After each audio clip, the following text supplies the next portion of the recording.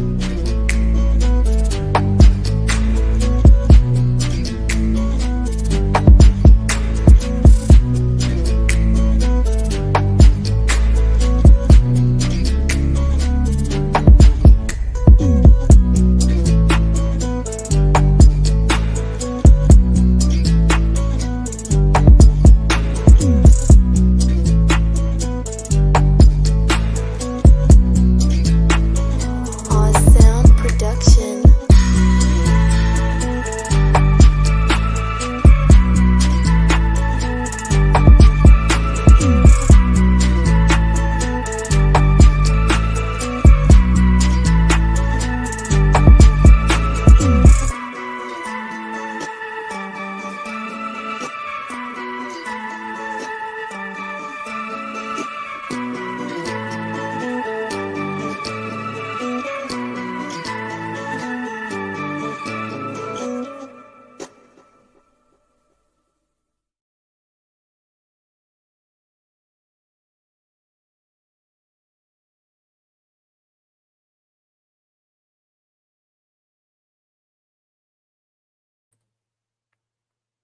Good evening, gentlemen. It is your boy Sirius. Welcome to this evening's stream. Apologies for not able to do the stream yesterday because I just got way too tired and I passed out. But hopefully, you guys enjoyed Chronic's stream. I'm sure it was pretty hilarious, like the usual. But this stream is going to be pretty interesting because I will break it down Barney style of various scenarios and situations. And I didn't even touch the surface of how it affects men in a very bad way, yet society is doing their best to make an illusion out of their bad behavior and decisions. It's like a gigantic gaslighting of men in the West of why everything is going to shit is because it's men's fault, which is clearly not the case. And I will explain in a bit. Let me see who is in the chat.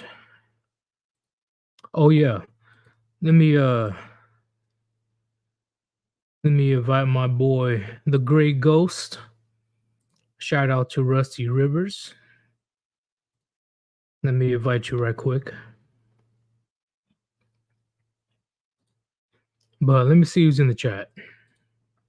Who's all up in here to hear my little sermon? Of course, McCracken is here. Was good. What's going on for no reason? Skeleton. No eggs. Yes. No eggs at all. What is going on, the moon? Hopefully you're doing well. Sam Fisher. What's good? Of course, Roden, the one and only. Welcome back. And of course, Rebin. What's going on, man? Alex King. Hopefully you're having a good evening. Green Linux Penguin. What's going on? All the Griggers are here. Primo Living. Manatee was good. Richard R. And Rusty Rivers. It's been a minute since you've been in my chat. What happened, man? You went MIA. I'm just kidding. I'm sure you're having a great adventure somewhere. So, welcome to the stream. All right, who else did I? Oh, there you go. Thomas Newton, Necessary Evil. Is that like the lesser of two evils? I've always said voting for the lesser of two evils is still voting for evil. Yeah, but evil for who? That's the real question. If my actions are evil per se, who are the ones that are proclaiming that what I'm doing is evil? And do they really have a good justifiable reason to even call me evil? Or they're just doing that just to smear my name and smear anybody else's name that wants to speak the truth about this gynocentric system. But we'll talk about that in a bit. What's going on? Who else? Of course, Cesspool. I know you're gonna be back. What's going on? I think nope. I see Zedin. What's going on? Of course, Solin the Lich. Ghetto single mother sports. Yeah, you wouldn't catch me dead doing that. What's going on? Is it Lolo? Yeet. Yes, yeet indeed. What's going on, Derek? What's going on? Too Fast, Too Furious. Frost, of course, he's here. What's going on, man? Everybody is showing up tonight. Jesus Christ. I can't keep up with everybody. Uh-oh. But let me go ahead and add the one, the only. Grey Ghost, what's going on, Grey Ghost? Hey, good evening, Warband. Well, I'm trying something new with brush maintenance for miniatures. Oh, really? Yes, because I didn't know this, but apparently what you're supposed to do when you first get the brush and then once every month after is soak them in conditioner for 8 hours. Ooh. Actually, no, I'm very interested. Ooh. Like it is hair, because I've been having trouble where it looks like they kind of split, they get kind of frizzy. So I looked it up and it was like, yeah, apparently you're supposed to soak the brushes in conditioner overnight and then wash them off with warm water the next day. Then it should be good to go. Yeah, and they should be like fresh and good and high quality as long as you've been maintaining them in every other way. So I'm just cleaning them off right now and then give them a test later on tonight and see how they've changed in their performance. And no, Derek, I doubt Gray has his rum, but it's Monday. Why would you doubt that? Well, I didn't get much opportunity to drink. I didn't have much opportunity to drink over the weekend, so I'm actually quite well stocked right now. Thank you.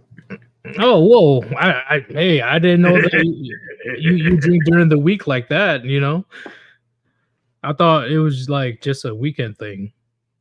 It's more so. It's like it's an evening thing, but I drink more when I stream, really. So. Oh, you about to open up a little? Oh God, Oh yeah, I forgot you had the Kraken last time. Yeah, and I got another one of those too. So, and another bottle of specialty stuff after that. So, And I'm currently setting up my Rumble. So definitely look out for that because I am slowly moving away from YouTube. Because yeah, we had a great conversation, but just because you said, a couple of bad words that somebody from YouTube didn't like, they yeah, pretty much bombarded my stream. yeah. You gotta like. I'll do my best to not go completely off the wall, but really after the stream gets uploaded, you really ought to download it as a backup. Yeah. Yeah, I'm definitely gonna be doing all that very soon. I got time this week. So yeah, I'm gonna be working on that for sure. But before we begin, because this will be a pretty interesting conversation, if you want to support your boy Sir Yeetus, link on top of the chat, Cash App /Sir Yeetus, or you can super chat.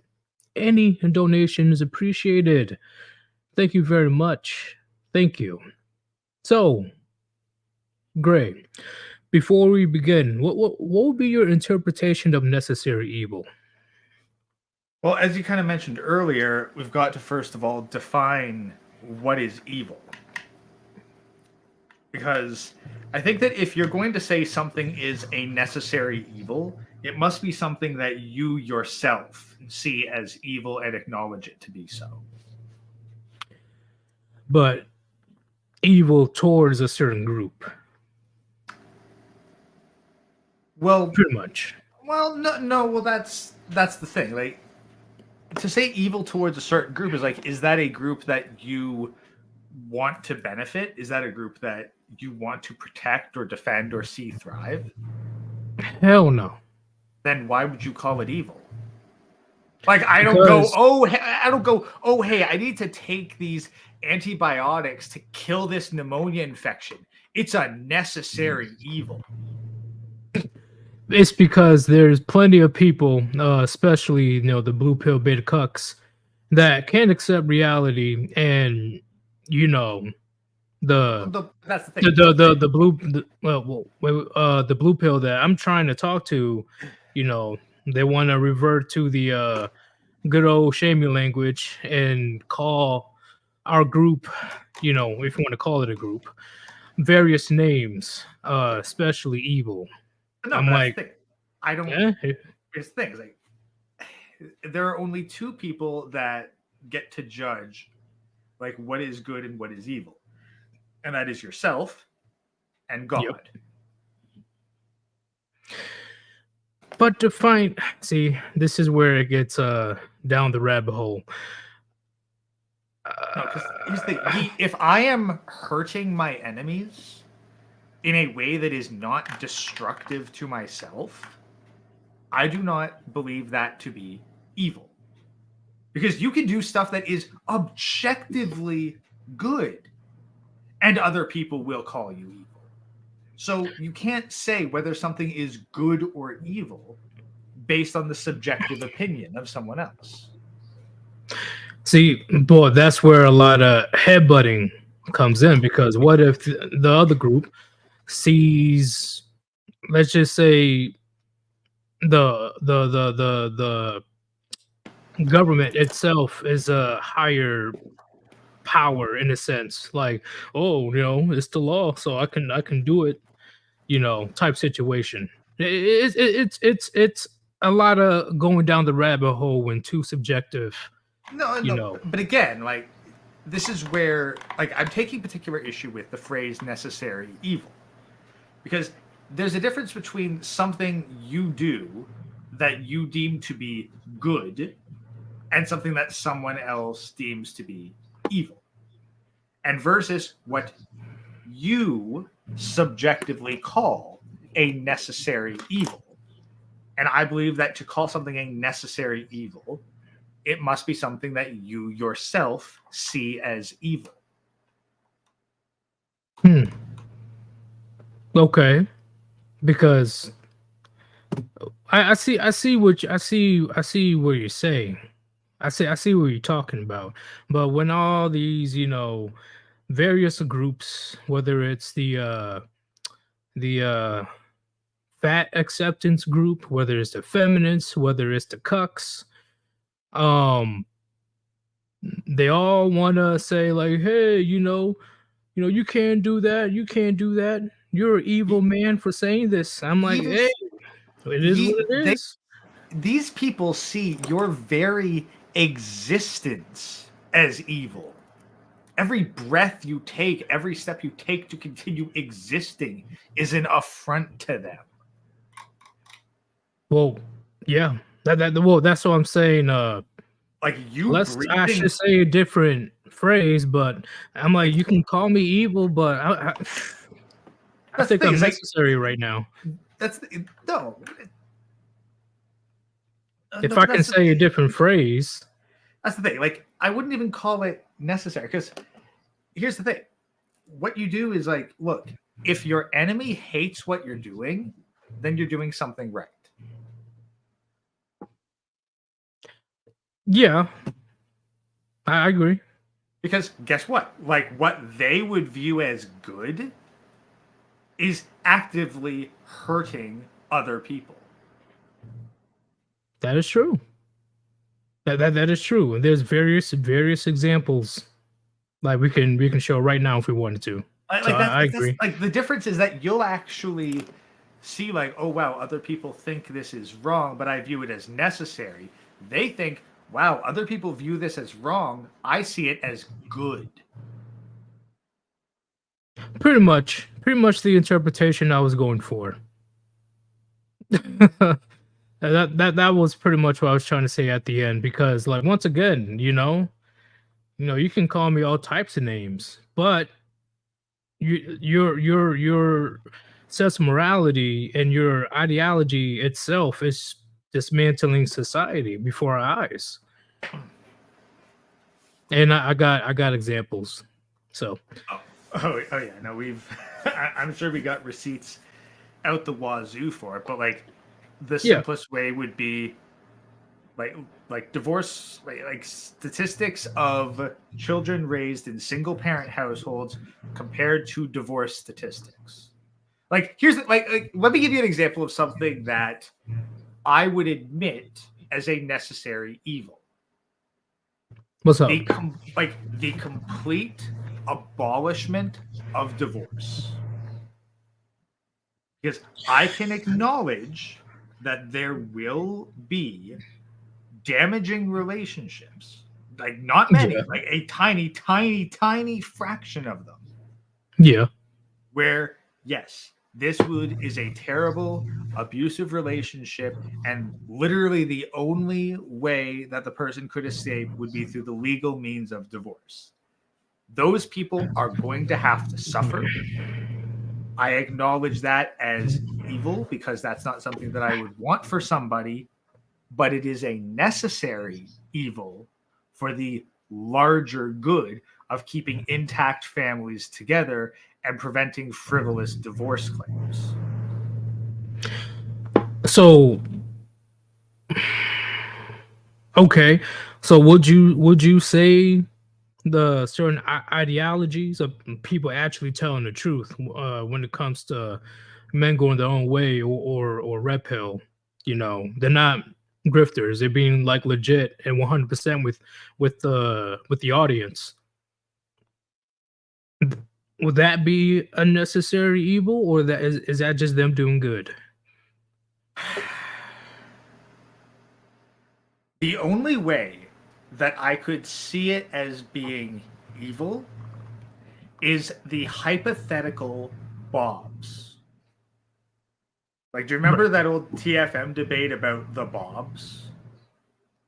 Yeah, Okay, well, yeah, basically, these are the guys who cannot handle the truth, and oh, like that's the thing. That is the only part that I could look at and go, that is an evil consequence for it. That some guys are so destroyed by the revelations of the truth that accepting it leads to their checking out. And that's what I was trying to go for, you know, in the sense of not just, uh better But off blue pill, yeah, but just in general, like, hey, this is what's happening right now because of this and this and this and that. And unfortunately, I had to crush your dreams of having uh how you say a family and a wife and stuff. You that's know, the thing. That's the thing is you're not even necessarily crushing that. Like you're crushing it in certain contexts. right? But you're saying like, look, if you're going to, or as they and you're crushing it in the sense that like, look, here is everything that you're going to have to deal with, every single pitfall, every single trap, every single snare, every single factor that will be used against you. So like, you can still go for this, but I'm Yeah, just spoiling what is coming. right. And So, it so is, like, so wait, what yeah. is it evil to basically give guys the walkthrough on what's expected? I personally don't think so. No. No, no. So then I don't see that as the necessary evil. Okay. And you said the only way it can possibly be like that is if the Bob's just completely checks out. Well, I think okay, here would be another one. The Philadelphia subway incidents. Oh, Guys being aware of all the consequences and not willing to throw their lives away. Yes, there are probably going to be some women out there who will end up in worse circumstances than they would have otherwise because men now have this knowledge. And yeah, that's not something I wish on them. I certainly think that having to suffer that is not good. But women are not going to learn to make better decisions. And society is not going to give a shit unless these consequences even exist in the first place. So that is where I see it too as a necessary evil. Men no longer throwing their lives away to prevent evil being done to women. I don't want evil being done to women, but men need to look out for themselves. yeah. And unfortunately, things are going to happen, especially if you don't have, uh, how you say, a man to depend on if you're a woman. If you're just by yourself, yeah, that make you a way bigger target. Like, by yourself out in public as society becomes lower and lower trust. Like I never really had to think before about how high trust where I am right now is in society.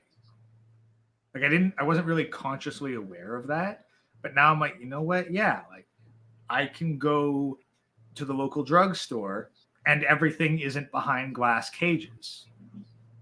If I leave an article of mine at the game shop, it will be put up on the shelf with my name on it.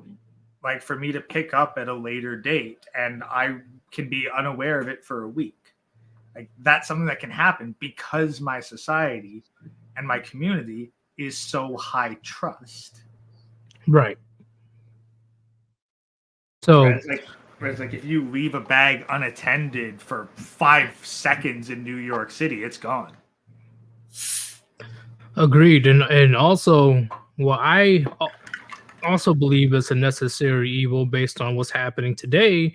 Is more and more men are just not approaching women at all, like not even interacting with them. So even more women are going to suffer in the long run. Like But that's women the are thing. Is like already I complaining. don't even see that as necessarily suffering. It's more so they're having a benefit that they never even earned removed. Like seriously, like imagine if there was somebody who like 3 times a week just was given a free meal voucher. and then one day that voucher just stopped showing up? Would you say, oh Yeah, no, this person yeah. has to suffer now? They're experiencing an evil. It's like, no, their fucking free handout went away. Well, yeah, not just free handout. It just they're just pretty much on their own, you know. And in general, as time goes by, not have to just worry about their own safety, but they literally have to worry about themselves now, and it's going to be more apparent as time goes by. Well, but that's the other thing is like men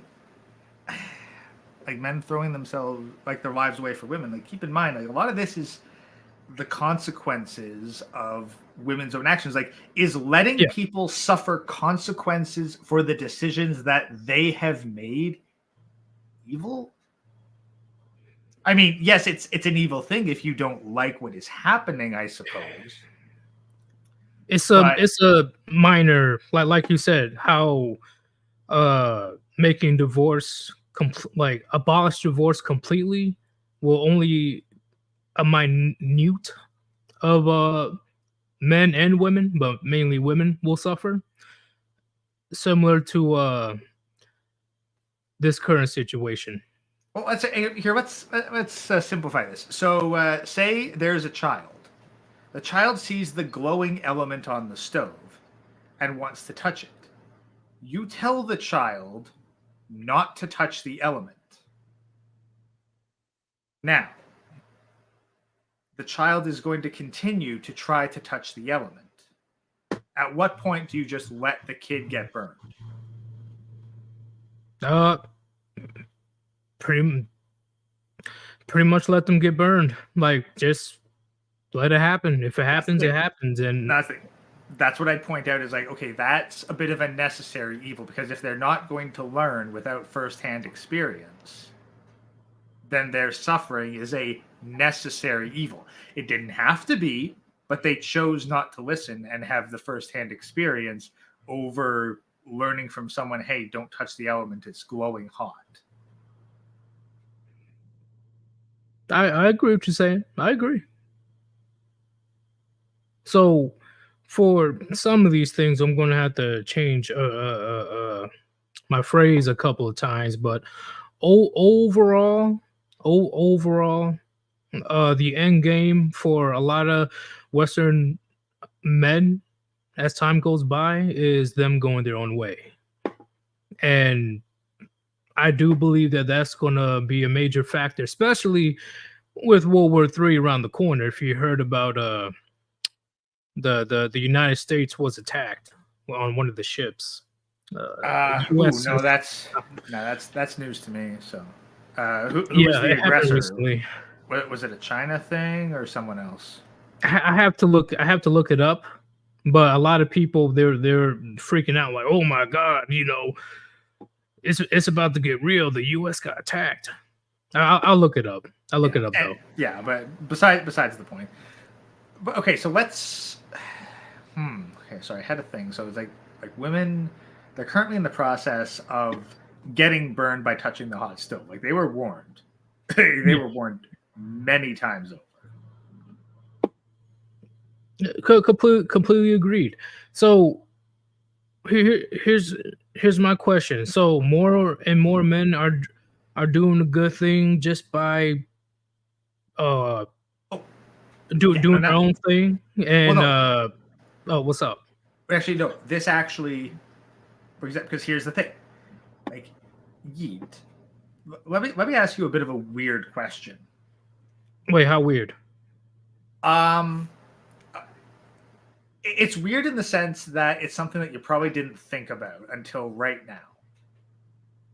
Okay. Why is it considered normal for men to date with no intention of procreation?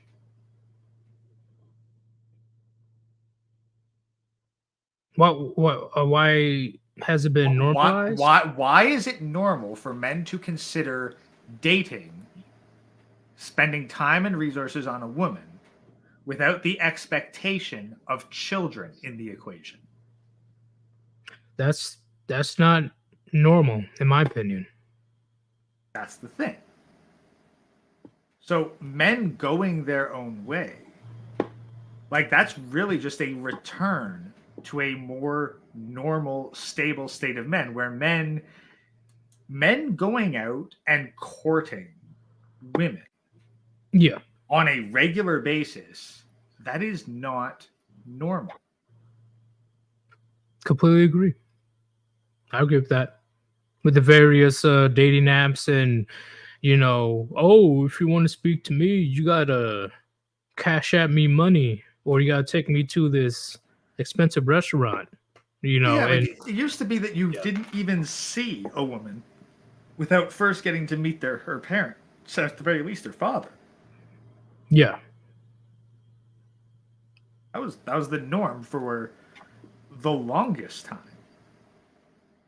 Like unless you had some sort of social reason to speak with her, like you grew up together and it's a small community, like you'd barely even know that women existed outside of being part of someone else's family.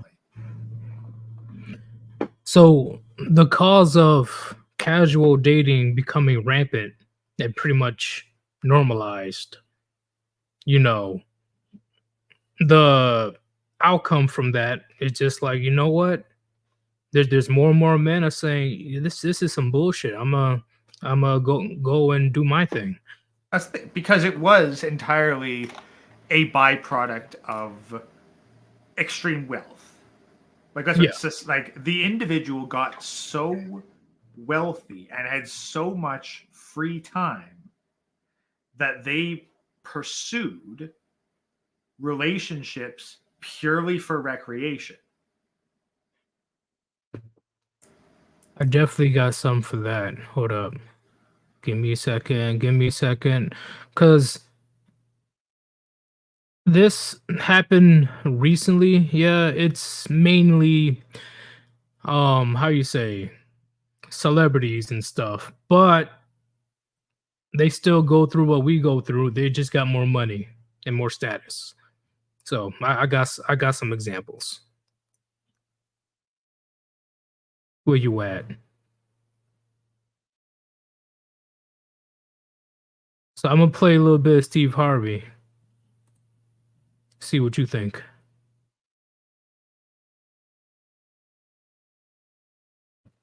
Because now that I think about it, I'm like, okay, maybe a lot of the scenarios that I brought up isn't evil, like you said. The phrasing could have been better. But no, But again, like we can even but even it's interesting to ask the question, like, wait, is this evil? It's like, no. Perhaps what we've considered normal this entire time has been evil.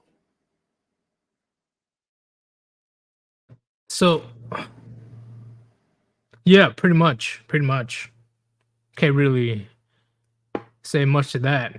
But let's play this clip right quick, and I want to get your thoughts. I got in trouble on one time. This group came after me because I said Marjorie belonged to me. And they said she's not a possession. She's a person. She's a human. She is. She lied. She belonged to me. But I got news for you. I'm hers. And that's where I believe he completely fucked up. That's definitely not the case.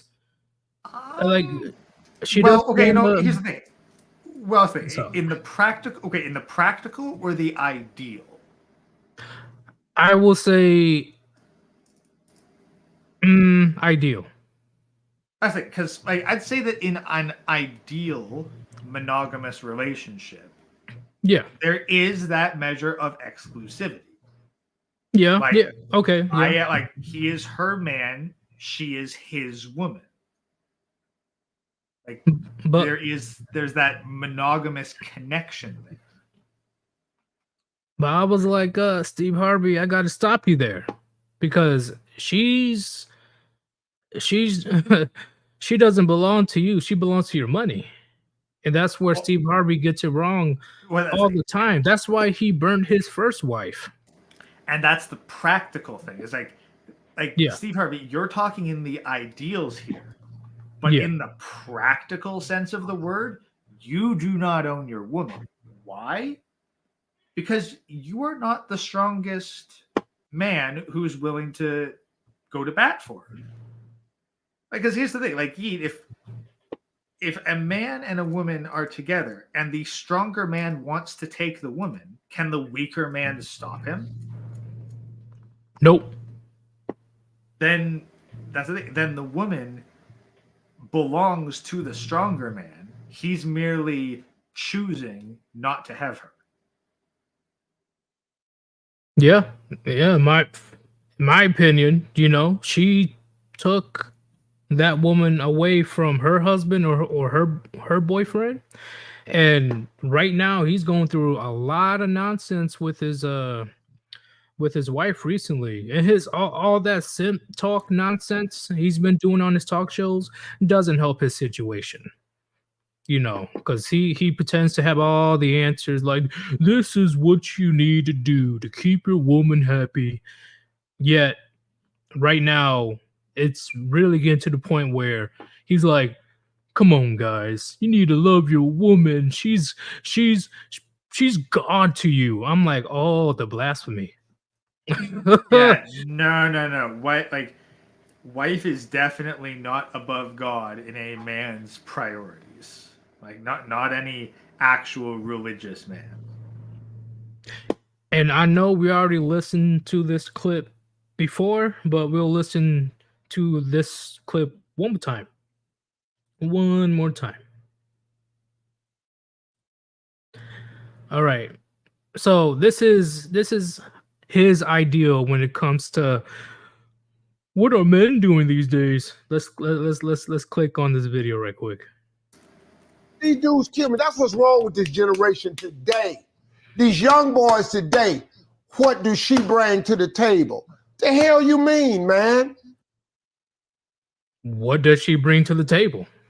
Yeah, we mean exactly what we say. And hey, Steve Harvey and most black women, hitting something as you talk doesn't make it more important or correct.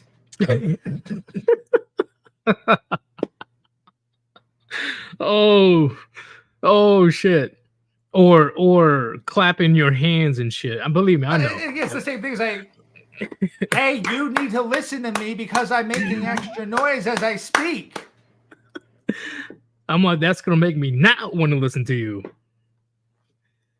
Like, what do you mean? But yeah, what do you mean? What does she bring to the table? Well, pretty much, if I'm the one that she's trying to get to me, why would I choose you if I can choose a woman down the street that can cook tacos?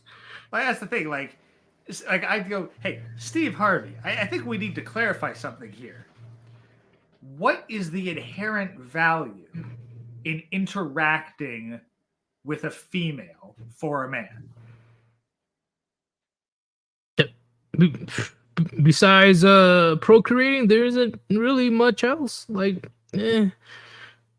That's the thing. But like, if you're not supposed to expect like children, I'm pretty sure that a bunch of, like I said, imagine a guy goes on a date with a woman. Yeah. The first question he asks is, so, how many children do you plan to have? She answers, none. He says, thank you for your time, gets up and leaves. Yep. She would be horribly offended.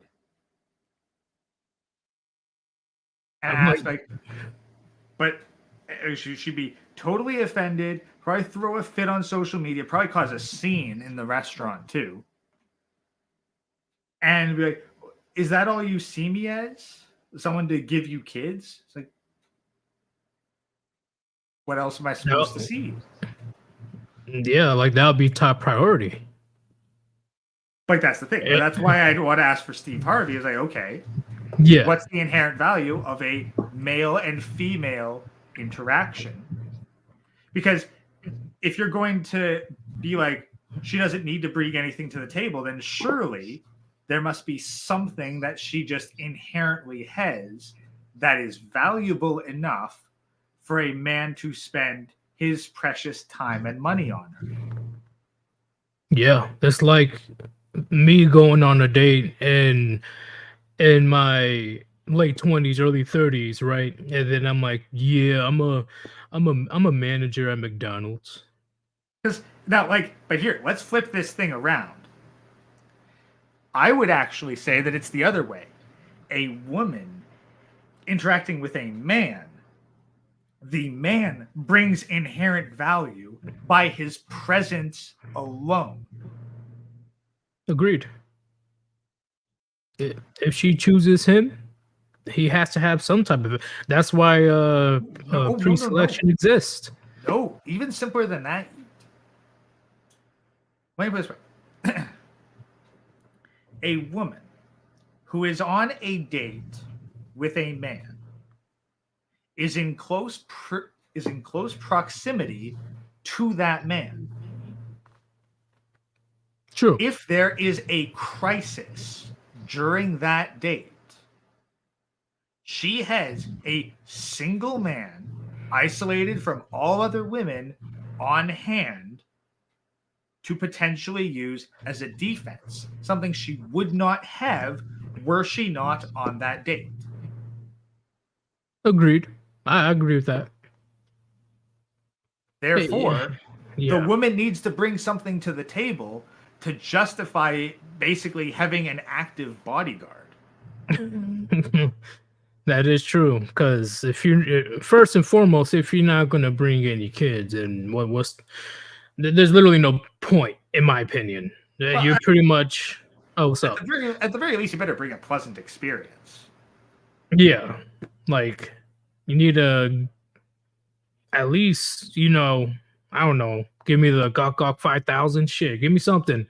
Oh shit! No. Shit, not even that. Like, I'm here's the joking. thing, I think I'll spend time with a dude. Not going to spend money on him or shit, but I'll go and spend time with a dude.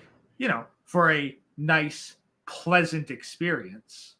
Maybe good conversation. Maybe sharing a cool or interesting moment. Like that can be a thing. True. But holding a intelligent conversation with modern women these days, like you're lucky you're able to keep her attention span for like 10 seconds. So even just playing like co-op on an arcade machine or something. Yeah, that'd be pretty good. Pretty. Or like pretty bowling or air hockey or mini golf. Like you can have some sort of activity. Heck, even just wandering around a museum and looking at stuff, that can be pleasant to share with someone else. I see where you're going, but first and foremost, Steve Harvey, you need to stop. Let's finish this because it gets funnier. It gets funnier. What do your ass bring to the table? You got a woman that can come to the table that can make another you. No, she can't. No, I'm me. I am me alone. Okay. Oh no, it's quite simple. It's like, how's she going to do that without semen? Right. How a woman going to make another human being without a man? How's she going to do that, Steve Harvey? And let's say somehow, some way, hypothetically, she's able to get my seed and give birth to a child. I don't think it's worth the hassle these days unless she's up to par. Like she needs to be up there in order for me to risk paying child support for the next 18 to 21 years. I just go into the basics. Like Steve Harvey, even if a woman could just spontaneously become pregnant without a man, is she going to feed herself? Is she going to work the fields all day? Is she going to work with the absence of maternity leave without men financing her? No. Yep. A woman needs a man every single step of the way to pregnancy to even have the child, let alone feed and raise the child. There is no woman in the history of humanity that has ever done it all on her own. Well, they always get butthurt when I always say women need men for reproduction and survival. That you can't deny that at all. I've never seen a matriarchy solely made of women succeed that I know of, like an entire society. Nope, not once. That I've read, I've watched documentaries. Not once I've ever heard of a matriarchal society that stood the test of time. Not once. And even then, like, it's not like the matriarchal society didn't have men. They just had men as a slave class. Yeah. That's what I'm saying. Like a majority of the population is women, and pretty much all the women are in power, right? So I've never ever it just doesn't work. It just does not work. We need women for reproduction. Women need us for reproduction and to survive. But they're so comfortable these days in the West. They truly believe that the best way to go hunt is to go to a grocery store. Yeah, and then here would be my other thing to Steve Harvey. You're like, so you're saying, Steve, that once we create artificial wombs, women will have no value whatsoever. Yeah, they will become obsolete. Because if you're saying like her value is that she has a baby factory, then as soon as we make a baby factory without a woman, women will be useless. Pretty much, we can.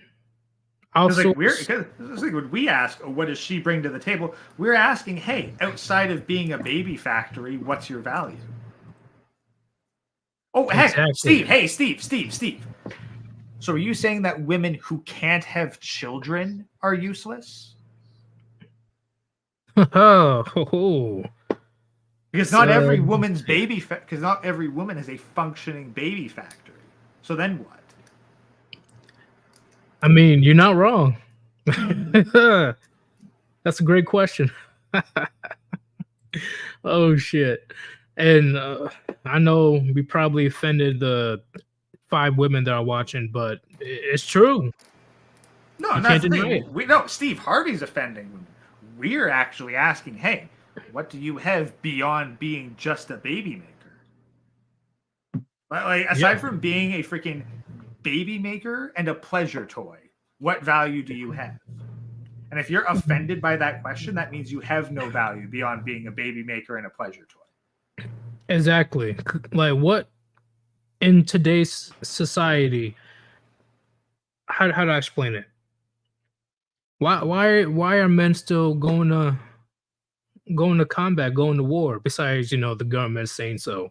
Like today's women are so strong and independent, I guess, like what's the point now? I guess they can go fight. No, wait. We weren't talking about that type of, we still need you guys. No, you don't. No, you don't. Because supposedly, us men, we don't do enough according to Steve Harvey. She doesn't have to do shit. She just needs to exist. Apparently, being in the presence of ovaries is enough to justify a man opening his wallet and spending his time. Fuck that. That can go wrong very quickly. I know he's pretty much like a boomer or Gen X, but this is why I don't listen to a majority of them. I'm sorry. Like, a lot of you gentlemen that are baby boomers or Gen X, and I'll throw in a little dash of older millennials. A lot of you guys are better off blue pilled because you really cannot fathom that the game has changed forever in 2023. And I think a huge part of it's the brain chemistry too. I actually got into a conversation with a guy. I don't want to give too many details, but basically one guy is currently making some financially poor decisions. Not like devastatingly bad, but like it's bad on a day-to-day stuff because he's prioritizing his family and needing to be there for his family over his employer. And it's like, now that might be seen as noble, but then I like, okay, but dude, you're losing an entire day's pay for your emotions here. Yeah. Yeah. When it comes to getting resources, you need to put the emotions in the back burner. As a man, in my opinion, family or not, you have to go out there and get what's yours. That's the thing, is like your Christmas is going to be a lot more threadbare, and you're probably going to have to make some sacrifices on the health of your wife, and at the very least, the financial flexibility, and not having as big a nest egg. That's going to increase stress. Also, not good for the kids. So, like, you're making these decisions, screwing over like the people who you're supposed to be spending the money to do it on, because you have this intense emotional desire to be unnecessarily present. Exactly. But it's only gonna create more stress. Not going to work, Yeah, I think I actually was reintroduced to this phrase recently. Have you heard of the phrase penny wise, pound foolish? No, I haven't actually. Okay, so it describes someone who they make decisions that appear to save them money in the short term, but end up costing them more in the long term.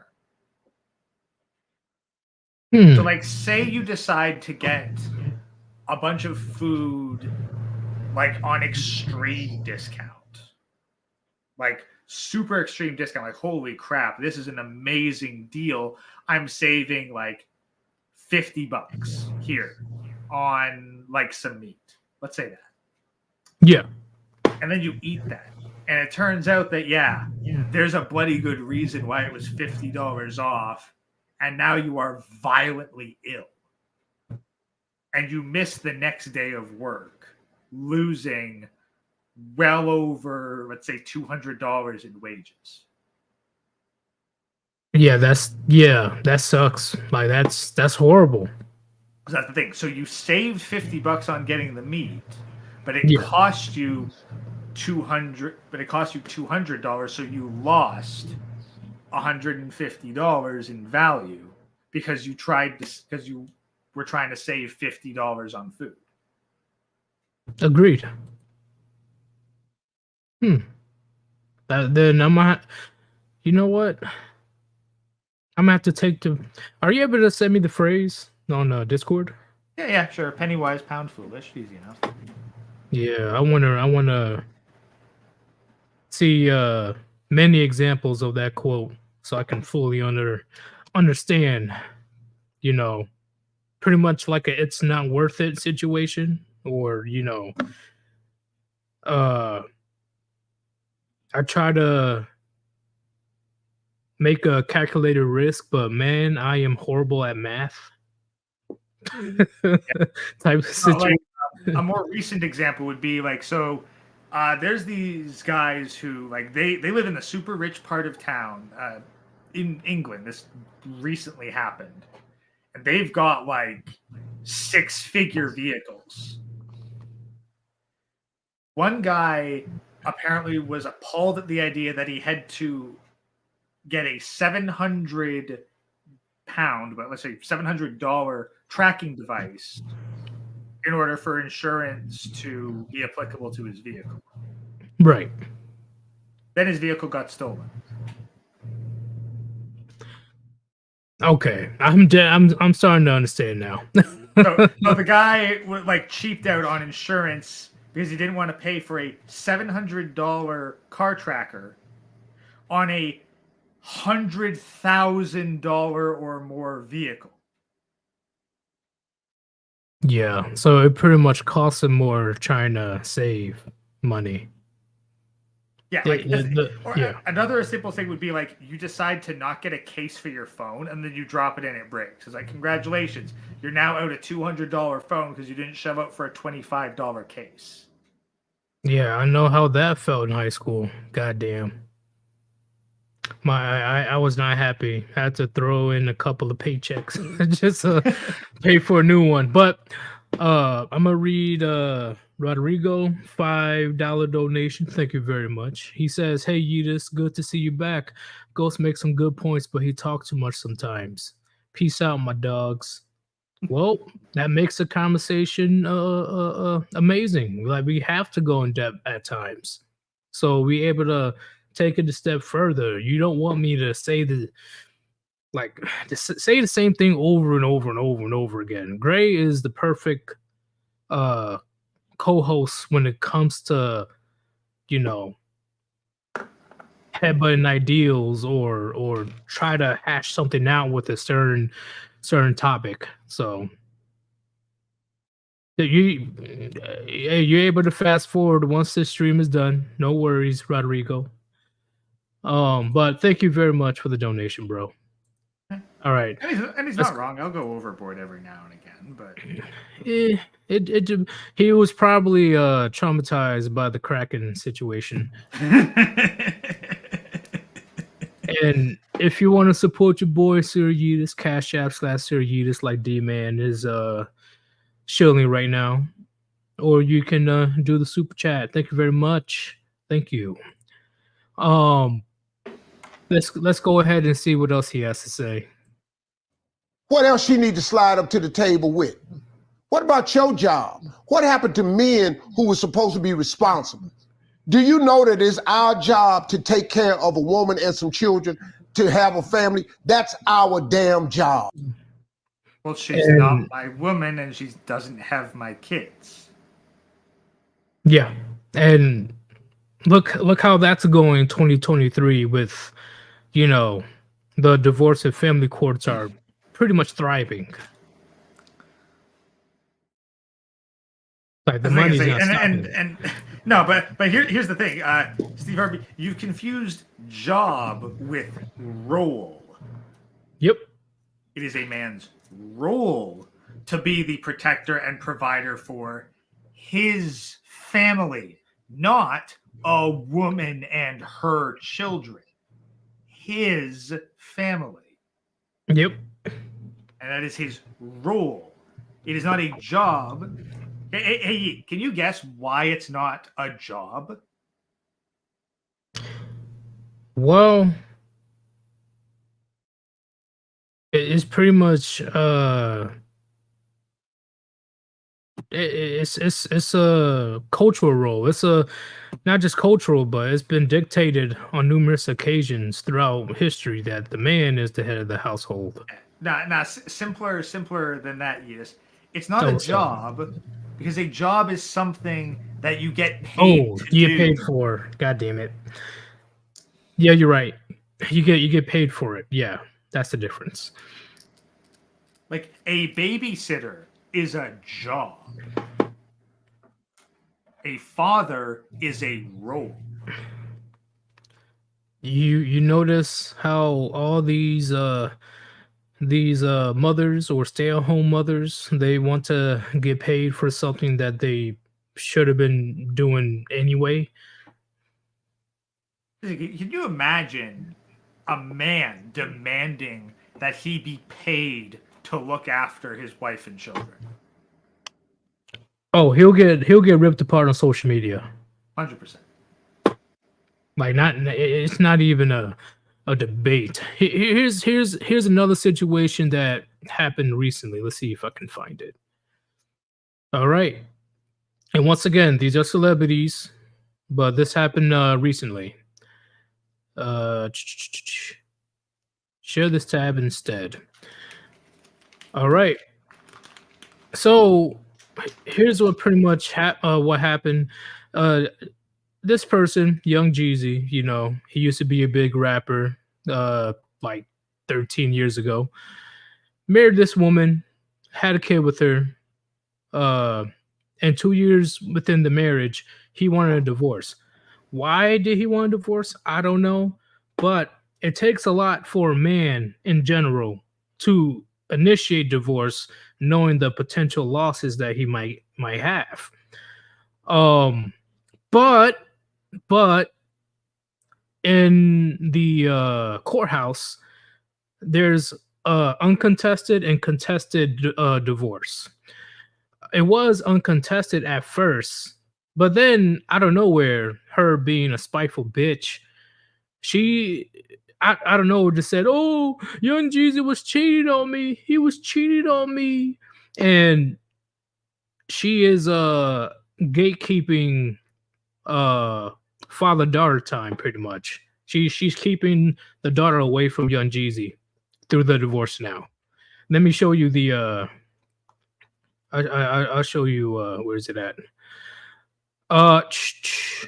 So Jeezy accused Jenny Mai of acting as a gatekeeper for their daughter amid their divorce. In the filing, the rapper asked the judge for a hearing to set clearly defined temporary legal and physical custody rights of their child. Initially, both parties agreed upon a visitation schedule through the end of 2023.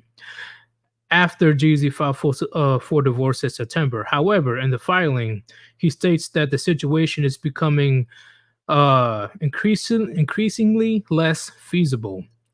And let's read this. So, Jeezy's let it be known that he is no cheater. Spokesperson for the rapper is denying claims made by his estranged wife, Jenny Mai, that he was unfaithful during their marriage. Let me skip right here. Hold up. The ex-duo signed a prenup in March 2021, although the specific terms of the document are unknown. Her Thursday, November 30th, filing a revealed penalty if any party cheated throughout the course of their relationship. So she's right now using the prenup against him.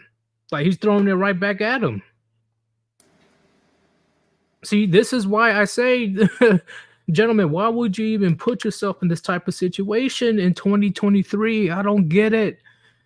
Young Jeezy, he brought on himself, but that's besides the part. Even with a prenup, she was still able to do a switcheroo and possibly nullify the prenup if there's any proof of Young Jeezy cheating. So not only she's gatekeeping his daughter, like keeping the daughter away from him, now she's really trying to go for his money, his assets. I think it's very interesting like that, because can you imagine flipping this around where, like, have you ever heard of during divorce proceedings the man is keeping the child away from the woman? Oh man, cops will be involved probably. Yeah, exactly. Like, it never happens without it becoming a police issue. Exactly.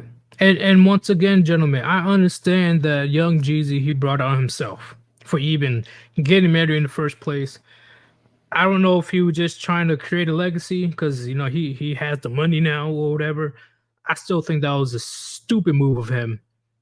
But I think, like, if you want, why did Young Jeezy want to divorce her in the first place? Right, because she was cheating on him. Probably, or she was just unbearable. He just can't stand her. She was cheating, or she was just like he couldn't take it anymore. And remember, gentlemen, men, they don't really file for divorce because they will still lose. And Young Jeezy thought that he was safe. Nope. She was still able to keep the child away from him, and she's able to throw the prenup back in his face so she can get money. She is being a vindictive, bitter single mom right now. She's a typical modern woman. Again, if he wanted to leave a legacy, now here's the thing: he wanted to leave a legacy with a Western woman in a Western country. Where The he dude that's had where he fucked up. Yep. the dude had enough fucking money that he honestly could have freaking packed up his shit, retired in Southeast Asia, and lived out the rest of his days with a wife and kids on his savings. Yeah, I don't know if he just never thought about that. Maybe he thought that, yo, fucking just get an Asian woman, I'll be good. Again, he probably believed like not all women are like that, and was like, oh, well, then I'll go get a woman who's not like that. And surprise, surprise, she's in the same culture, that she's in the country with the laws that allow her to do it. She's going to do it. Exactly. And Station, I do agree. It's hard for a man to get a win in divorce court. So the fact that he was willing to divorce her in the first place, just a little after 2 years, that's it. Just 2 years of marriage. That says a lot. And then out of nowhere, she becomes straight up bitter and vindictive, keeping him away from his daughter and try to get his money. He brought on himself, but that's still fucked up. You know, this is why I say in 2023, I still don't get why you want to get married as a man. I don't get it. Again, I think it's honestly like a combination of the societal programming and the brain chemicals. What do you mean by that? I mean, particularly vasopressin, the protect and provide hormone that comes from being in a relationship and being physical in a relationship for an extended period of time. Like, it literally programs your brain to protect and provide for the one that you're with. Like, pretty sure it's probably the only reason our species has survived, or why most women are even able to live long enough to have children. Because, like, let's be honest, Yeet, if men didn't love their women, there wouldn't be near as many women. Oh no! Oh, not at all! Oh no! Like I said, So, if it wasn't, that would kill the birth rate. yeah, that's what I'm saying. Like, if it wasn't for the puniti, things would be a lot different right now. That's all I can say. But that's the thing. But it's more so, it's not the puniti itself, but it's the brain chemicals that are released Yeah. when there are interactions with the puniti. Agreed. Because, like you said, a man he becomes, how you say, more emotionally involved over time. It takes a bit for how you say, how do I explain it? Oh, what's up? It would be very much like a man on vasopressin. To him, him seeing a woman logically and objectively while he's high on vasopressin would be about as difficult as being stoic and rational when you've just been injected with a crap ton of dopamine. That's true. It's like, hey, here's a massive blunt. Like, it's a blunt as thick as your arm. Smoke all of that, and then take a logical assessment of your life, not factoring in any emotion. That's pretty much impossible. Precisely. That's about as much as you're going to get when a man is on vasopressin.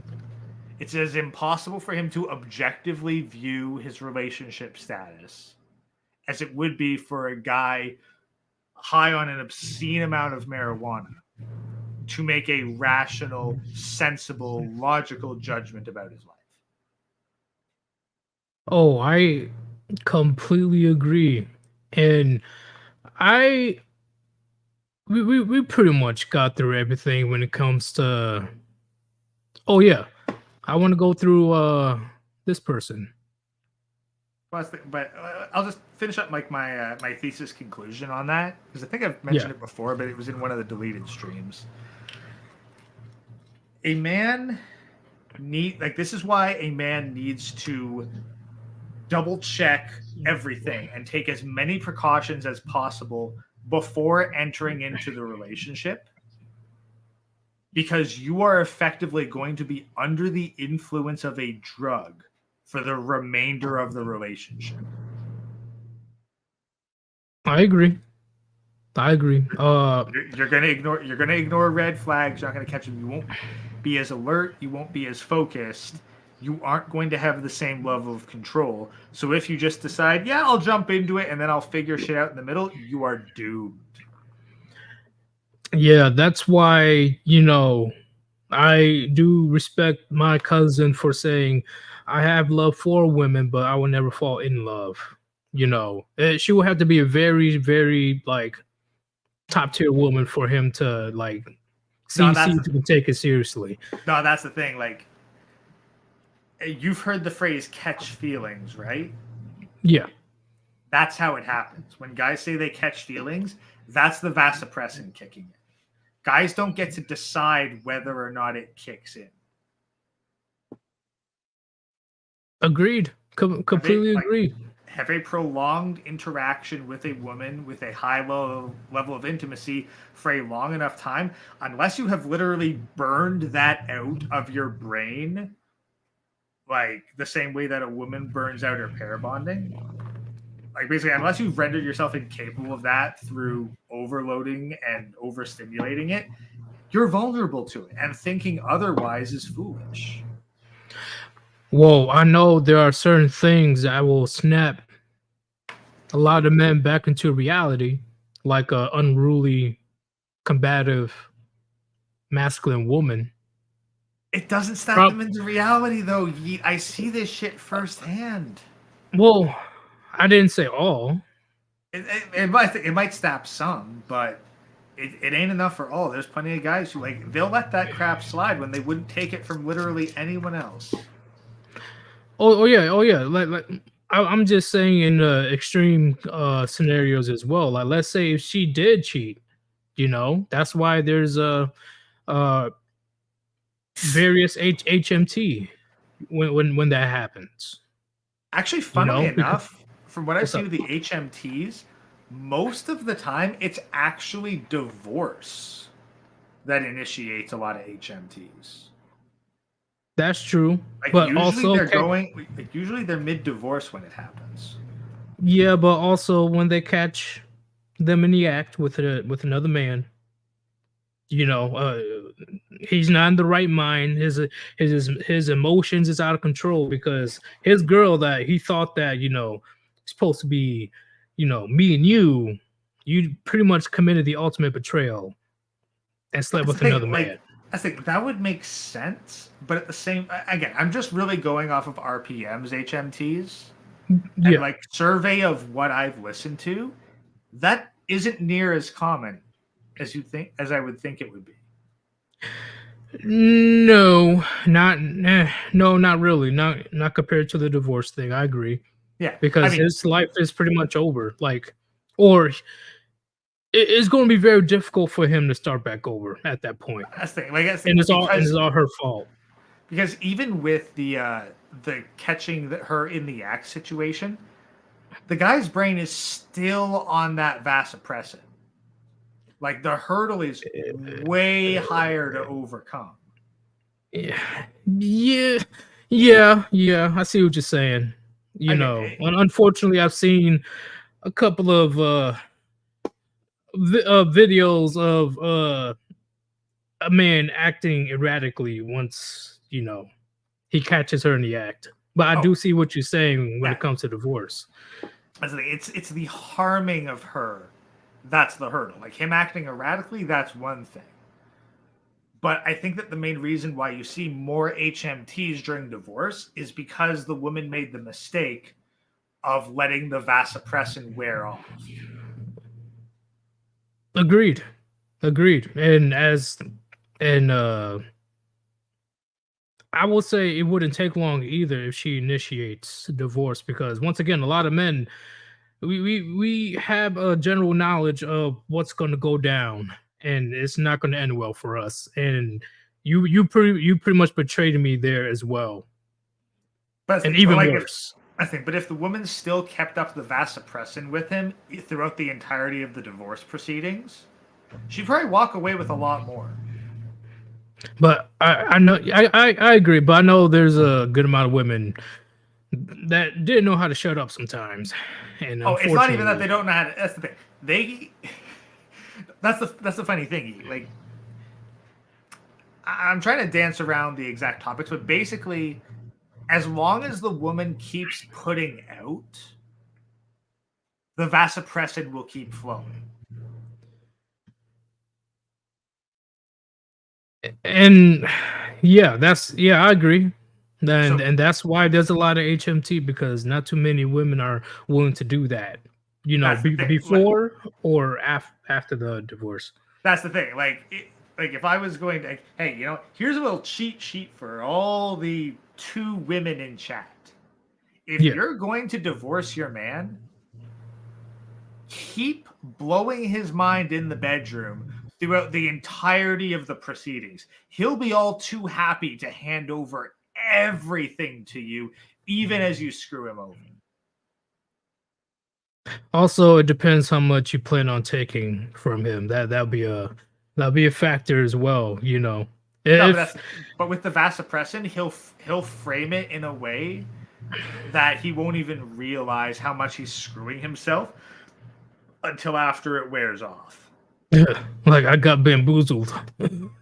Again, it's like, trying to tell a crackhead to like calm down and think through their decisions rationally. Meanwhile, they're planning on selling a kidney in order to get another hit. I've actually heard certain extremes like that before, so I understand what you're saying. I That's the understand. thing, right? Like, you ain't gonna get someone who hasn't actually completely detoxed to think rationally. So Yeah, kids. Yeah, that's a big factor. She wants to take away the children. That's a no for a lot of guys. Because if I can't have my family, nobody can, and bad things happen. But again, like, I don't. Maybe I'm overestimating vasopressin, but I really think that a guy will rationalize and justify even the most absurd act of a woman if he is high on that chemical. I see, like once again, I see what you're saying. That that's a way more likely situation that will land her in HMT if she just emasculate and cold shoulder him, and on top of that throw into the divorce. And you're like, what?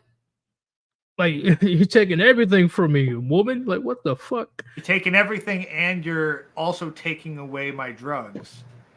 And now I've gotten to detox because you kept it away far longer than you normally do. And now I'm thinking clearly for the first time in decades. Yeah, and I agree, Shinobi. Men love, women consume. It's a tough pill to swallow, you know what I'm saying? But that's what a lot of guys need to realize, you know. And not too many women are going to like you for you, unless you got a body in the face of a Greek god. But majority of women, they're going to love what you can do for them, you know. And men like what Gray was just saying about the drug that goes through the what's called vasopressin. Yeah, vasopressin. Yeah, that's how men love. What we love idealistically. We have that image of her, and we wish that she stays that way, pretty much for the rest of our lives. You know, if you were going to get with a woman long term. And as for Green Linux Penguin, how long does it take for vasopressin to fizzle out? No idea. No clue how long it takes. I still think like depending on the severity of betrayal, I believe it'll leave just like that. Ask thing. Like I really, I It think it would be depends like how far it goes. I think like but again, like it's because it's a chemical. Again, like I don't think that there's anything that you can say or do to like a crackhead to get them to sober up immediately. See, you know what? We'll move on to the next topic. This is actually a good topic to talk about later on. Honestly, Yeah, like love as a drug, Yeah. something like that. yeah, we need and we can pull up a couple of RPM videos, if he doesn't mind. But let's let me read this right quick. I don't know if I already read it yet, but Lich with a 20. I don't know that currency, unfortunately. My bad. Divorce court is the definition of evil. Terrence Pop. Completely agree. See, when you take the relationship into the court system, it'll be a miracle if you only leave with a couple of scratches. You're expected to get pretty much dismembered by child support, alimony, and half your shit, and it hurts to the point where there are a lot of guys out there who were married just gave up. They just like become homeless or resort to various drugs for cope about their situation.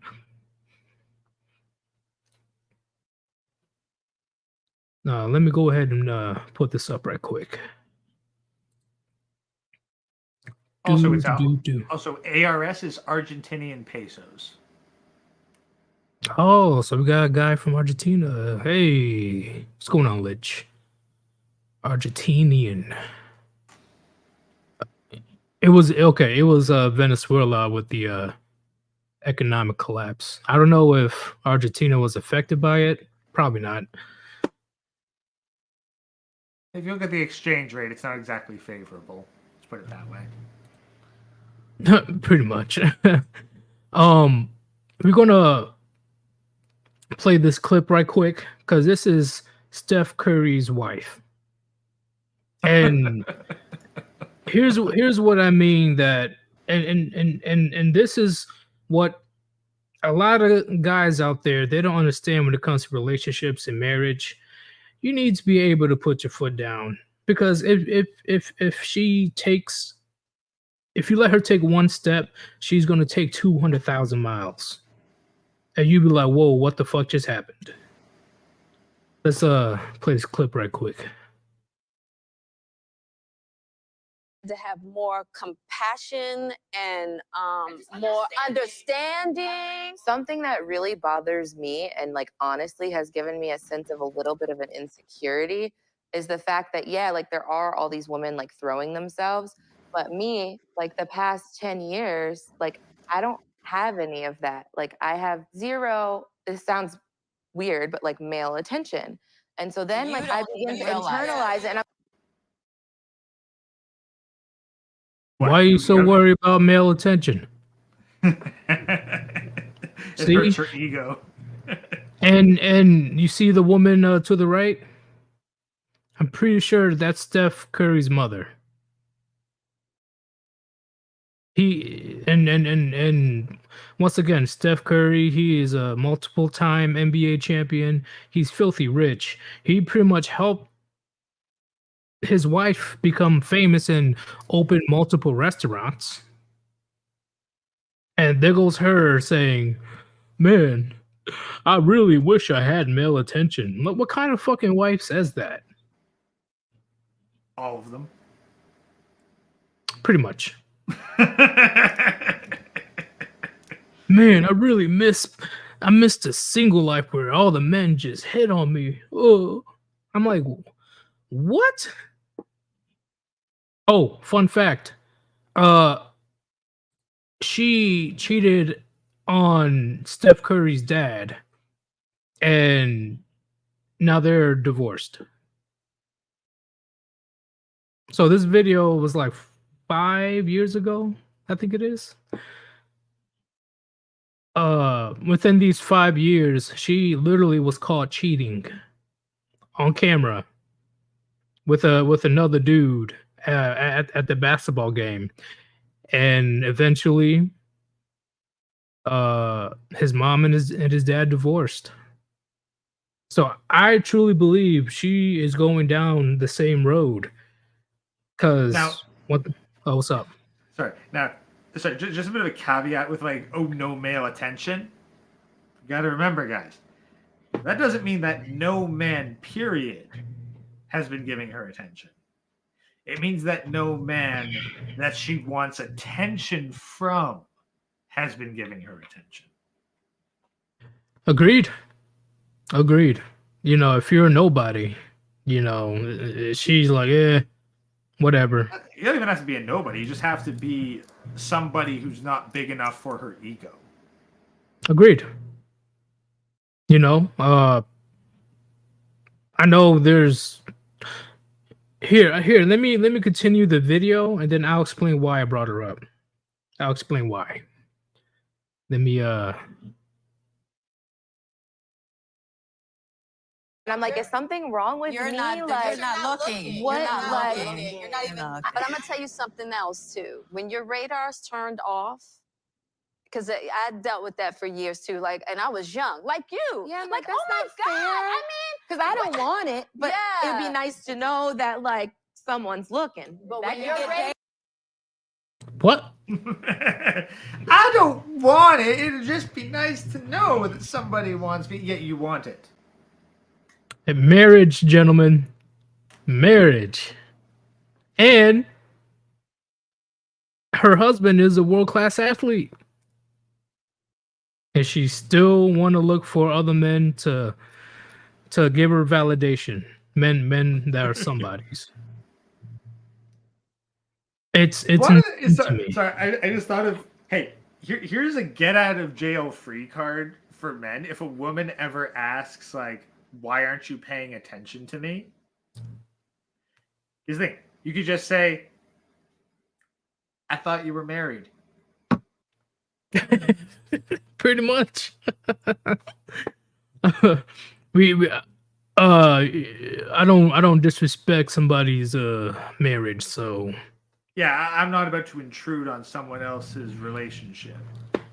And you look like someone who's already in a relationship. yeah, Grant. Her husband is pretty much a future Hall of Famer, and she's still, ooh, I want. But again, it's like,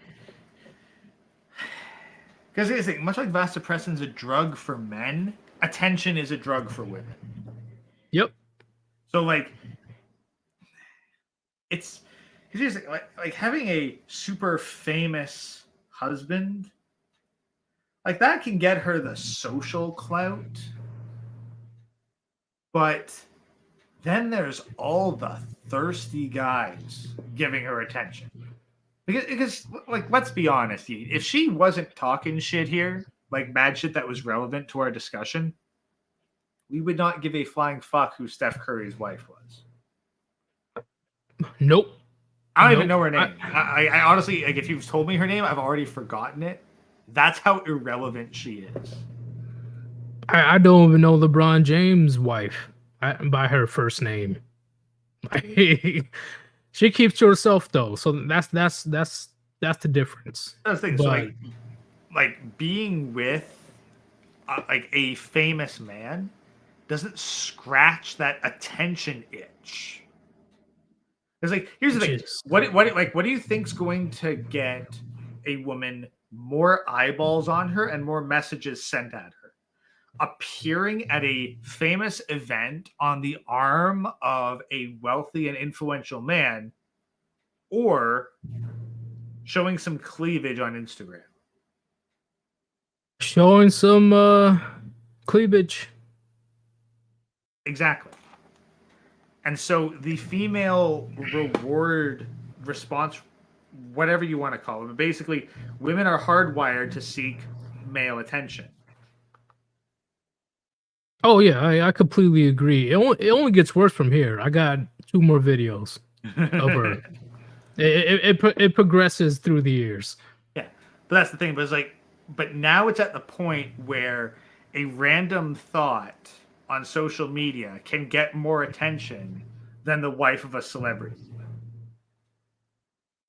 Oh yeah, when I heard that the Catch Me Outside girl made around $10 million within the first 24 hours of her being on there. What the fuck? Just for existing. Well, no, existing and being well known and famous. Like, and it also tells you, like, there were a lot of guys who were probably fantasizing about her before she was of legal age to go on OnlyFans. Let's put it that way. Yeah, pretty much with the amount of money she made. Yeah. There were a listen, bunch of guys who've been saving up for fucking years waiting for the opportunity. Yeah, there's a lot of questionable guys, when it comes to that situation. Like, goddamn, bro.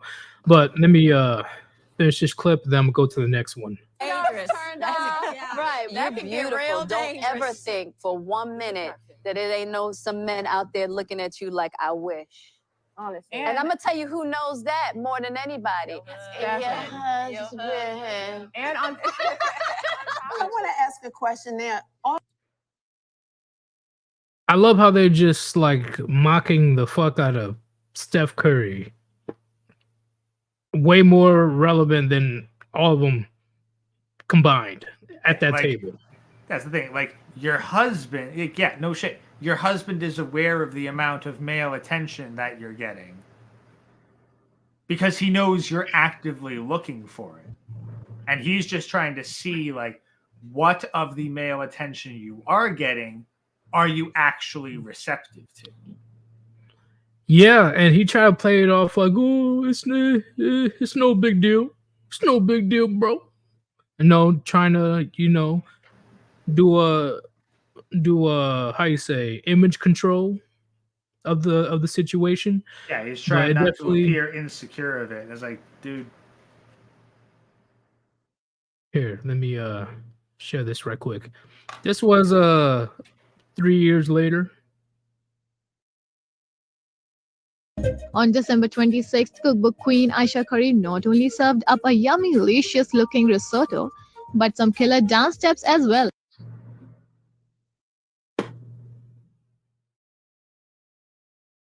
Around 3 years later, gentlemen.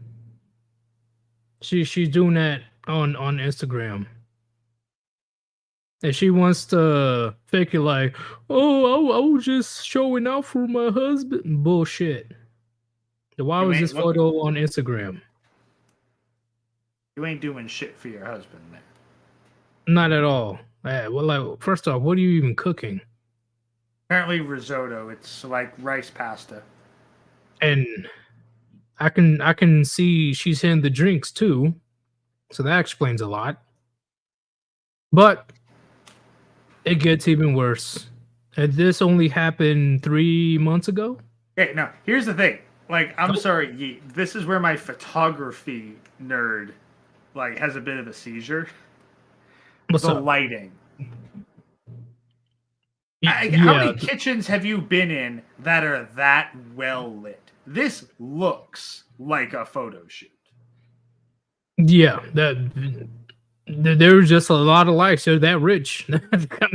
They do have a big ass kitchen. So Like if there's one advantage to the reflectiveness of her legwear, it's that you can see how many different light sources and the shape of what light sources are doing this up. And I'm telling you right now, you ain't getting light sources like that without a big fucking softbox and a flash. There's a fucking light off to the side that is flashing a massive blast at her. Like as soon as the shutter clicks. I agree. Like 'Cause that ain't no fucking indoor room light. That is 100% a staged shot with preparation. I think that's the but I don't think that's the light. No. But Look, I do see what you're saying. You know. No. Not the stovetop. Her leg. Yeah. It's a lot of reflection. A lot. No, Yeah. her leg. No, not her leg on the stove. Actually, her Oh. leg because she's wearing shiny fucking latex. Well, yeah, that's what I was saying. You see that Okay. you see that rectangular sort of light that travels up the leg and then joins around the booty. Oh, okay.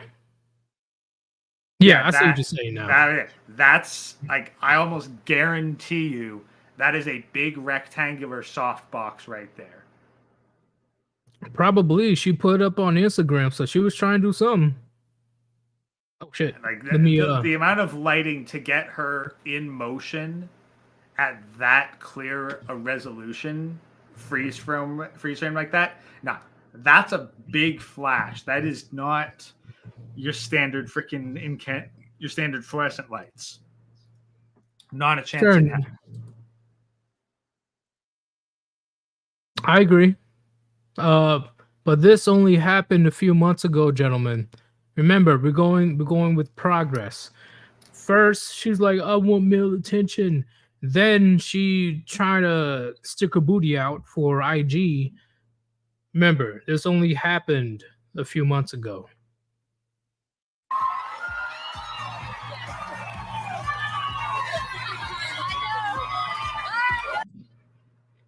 You saw that? No. She was pretending to take off her ring Oh.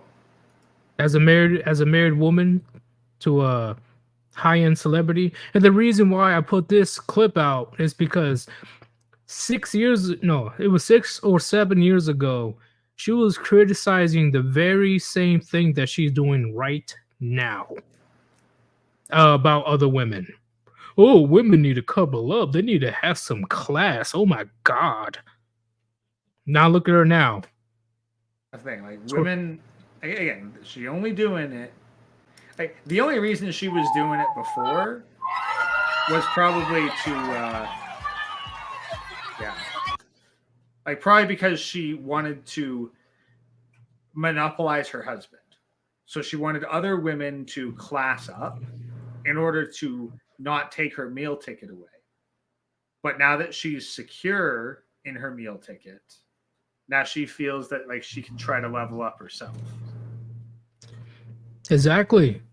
To the point where now people are assuming, because it hasn't been confirmed, that they're in an open relationship now. Like, my boy Steph Curry can't be a cuck. Nah, you lying. But by the way that she's been acting, I wouldn't be surprised if she's fucking other dudes.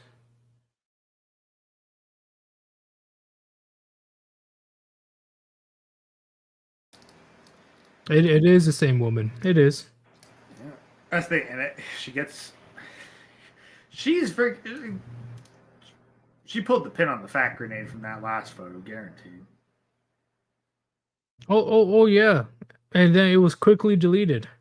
Quickly. You know, like, oh, what do you mean? I don't put anything on Twitter like that. I don't put anything provocative. Not even a year later, she's faking taking off her ring in front of a half-naked stripper, male stripper.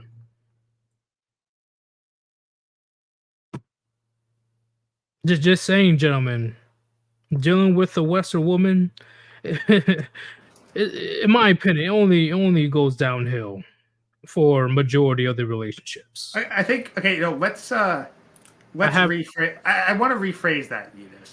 What's up? I'd say it's less dealing with a Western woman and more so dealing with a woman in the West.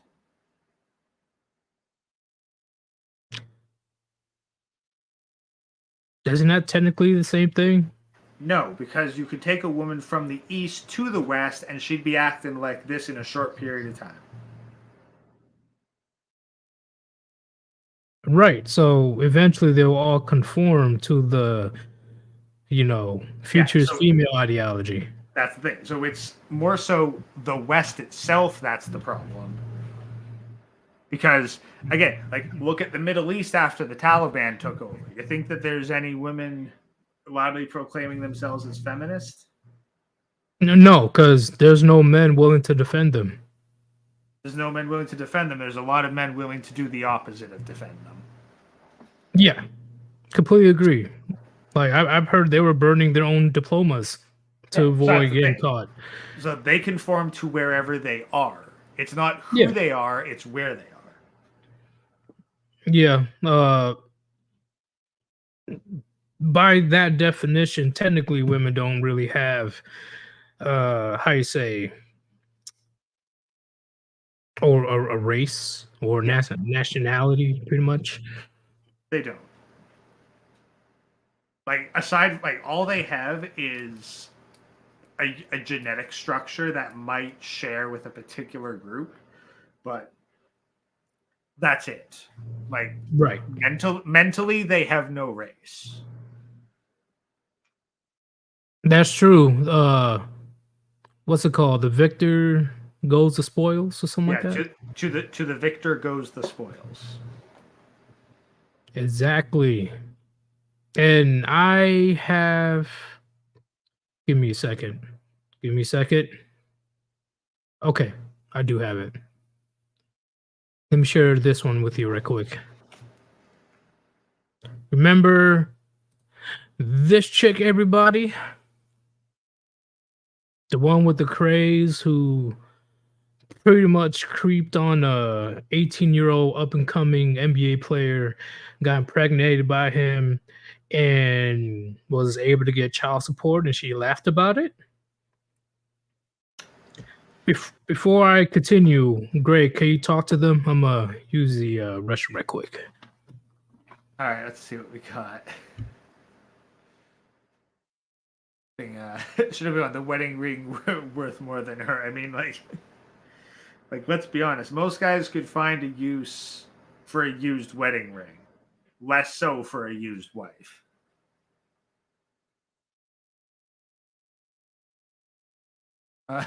Male strippers are the biggest victims of body positivity. I mean, you're not wrong. Like, male strippers have gotten to see the physique of their clientele get worse and worse and worse year after year after year.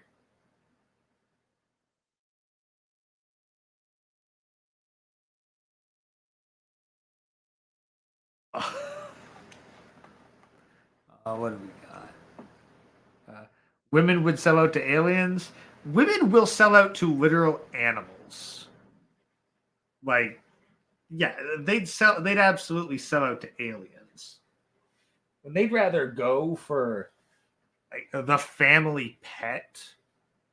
No, like they'd rather go down to a shelter to get a date than to church. Like, All right, I'm back. hey, Yeet. So here's the toxic thought to infect your mind. Women would rather go to an animal shelter to get a date than go to church.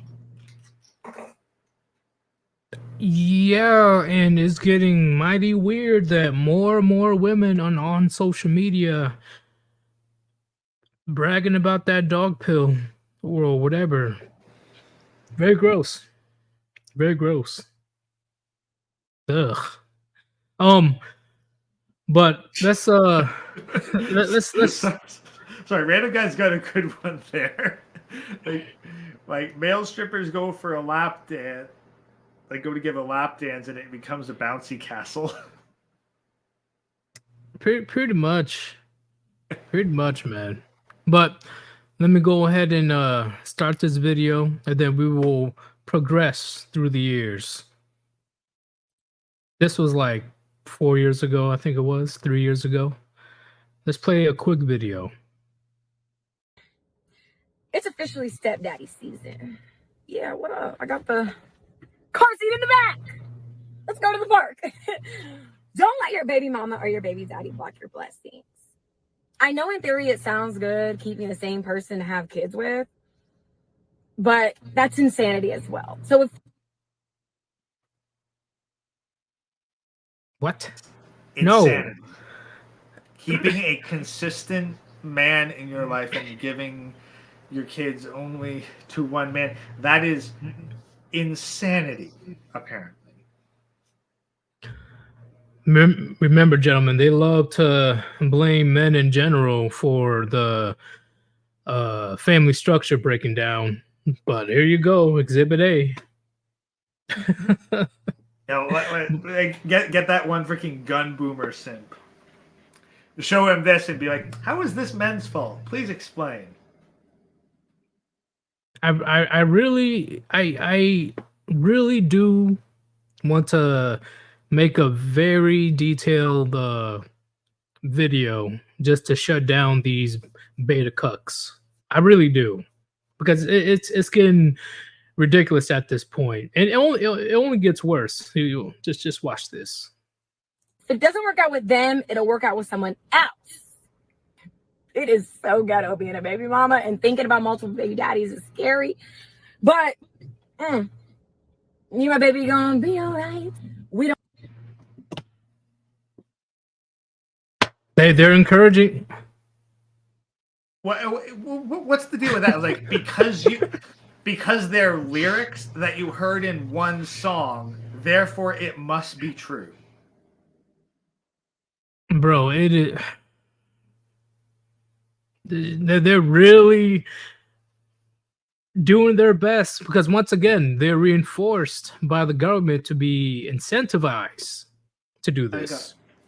God, no. Sadly, it reminds me of I think one episode of Think Before You Sleep where he pointed out that women think that if you can make something rhyme, it becomes true. That is true. That's why a lot of women, especially the African American community, are plagued by derogatory music. So I definitely agree with that. It's nutty. It's just the thing is, like, make something rhyme and then it becomes true. It's like, okay, now make something rhyme. Maybe it sticks in your head more, but I guess we can't tell the difference so between. bad. Like, hey, I think about it multiple times, therefore it must be true. They have a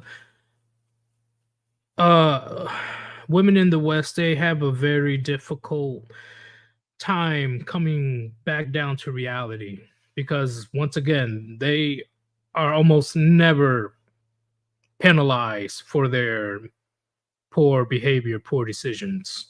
I think that I think that the only women who've ever actually been dragged kicking and screaming into reality are no longer with us. They never learn until it's too late. That saying will always ring true. I think it's more so it's that I think it's that once they learn, it is too late. Yeah. And not just because the consequences are fatal, but because once they realize the truth is fatal. Like, women are the ultimate bombs. Yeah. Especially when no one takes them seriously past 40, especially if they can't keep up their looks. And that's why it's a huge taboo to ask about a woman's age in the West. Because that brings her back down to reality. Like, wait, how old are you again? Wait, you can't have kids anymore? Is that what you're telling me? And she'll be all offended and pissed off. It's like, Damn, girl. You're so old, you got more baggage than an airport. Man, so much baggage is not even funny. Gentlemen, think about it. Do you like you guys know how many no-nos you can't say or do to women in order to protect their feelings, protect their delusional mindset on countless occasions. Like women are dying at the cosmetic table just to feed their delusions. That's on them, but I'm just pointing it out. As they like, and I think one of the key examples is like you compare the number of men who inject synthol to make it look like they've got like big muscles versus you compare the number of women who inject anything into their booty. The it can't even be comparable. That's how small the usage of synthol is on men's muscles. Yeah, like it's not zero, but it's practically zero. Whereas there's women literally shoving hardware store grade latex into their booty. Yeah, god damn. And they always want to go to the cheap areas, and then they die because they went to a.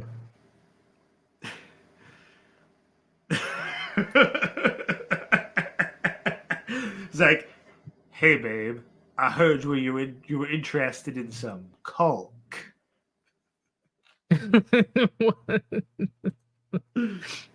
Oh, Derek, that's a lot of baggage. But wait, there's more. That's pretty much women that are well past the wall.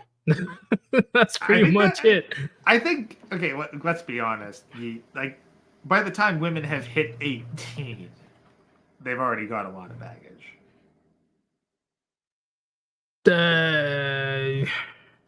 Can't.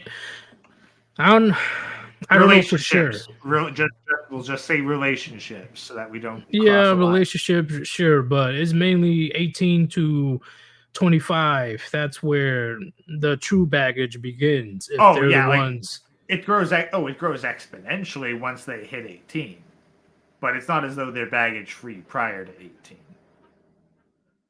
Yeah, well, that's the culture of the West now, and it's very unfortunate that it's happening.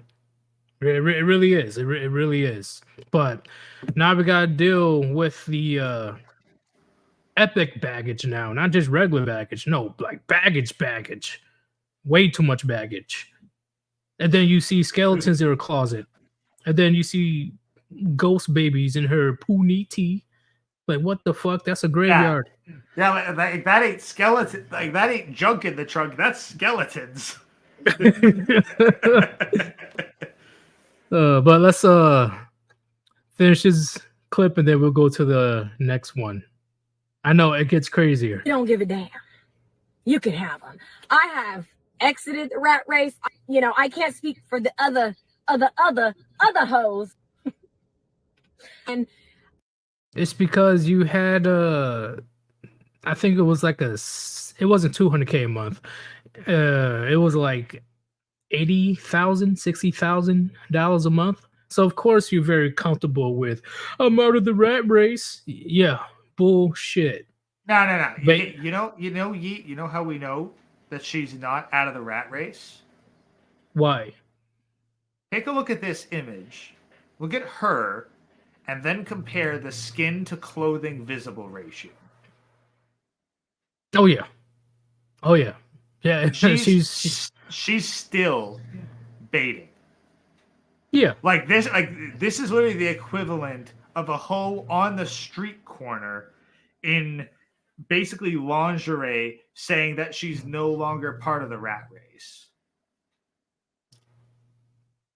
Yeah, it's the audacity. That's all I got to say. All because she got, a little child support change from a naive 19, 20-year-old dude at the time. She was creeping. In my opinion, she was creeping. Oh, I'm like, 100%. why are you going after a dude that I think she was 7 or 8 years older? Again, like if there's that much of an age gap, like if a 25-year-old man's going for an 18-year-old woman, he gets a lot of accusations. 25-year-old woman going for an 18-year-old man, yes, Queen Slay. Oh, he going to jail. Somehow, some way. Yeah, man goes to jail, woman gets a paycheck. Man, oh man, and that's what makes it even worse because he could have been even younger. He probably would have still been liable. That makes it so much worse. Oh yeah, that's. Death Shark said, "Why, the fuck do men simp for her? Both of you rich simps, and this is the best they can do."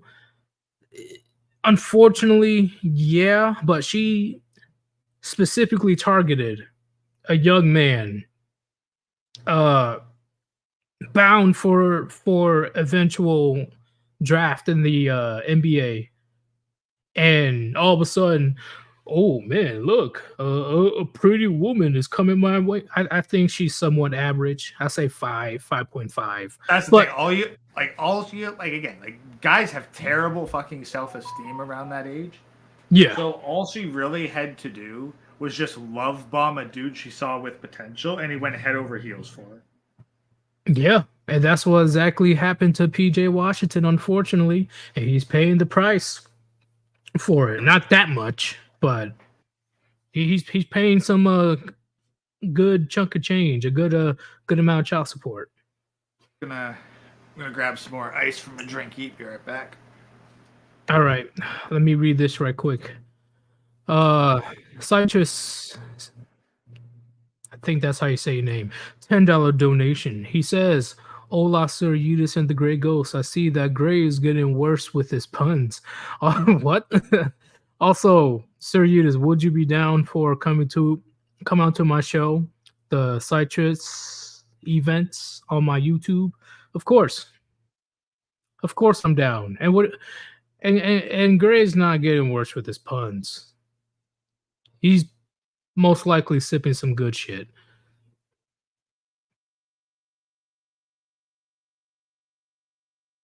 What's with the lemons? Why is the chat counting? That is so. Anyway, before we continue, if you want to support your boy Sir Eudes, Cash App / Sir Eudes is on the top, or you can super chat.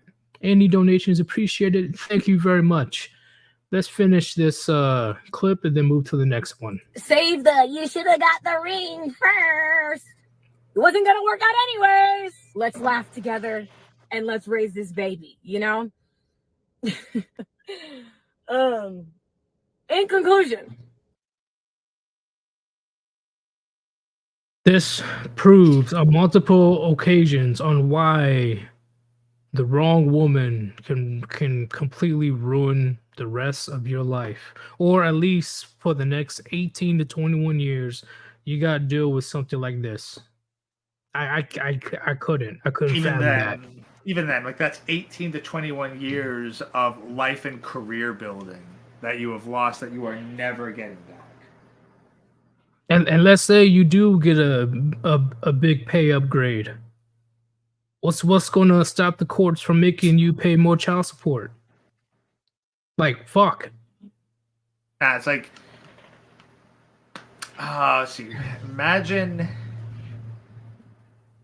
there's okay. Imagine that you have a big, like blue, like a whole bunch of Kool-Aid slushies, right? Right. At least they all look like blue raspberry Kool-Aid slushies. And you got to take a big sip from one of them. However, some of them are not blue Kool-Aid. They're drain cleaner.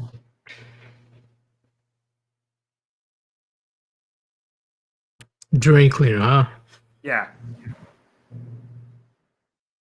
I definitely would not take the chance. Precisely.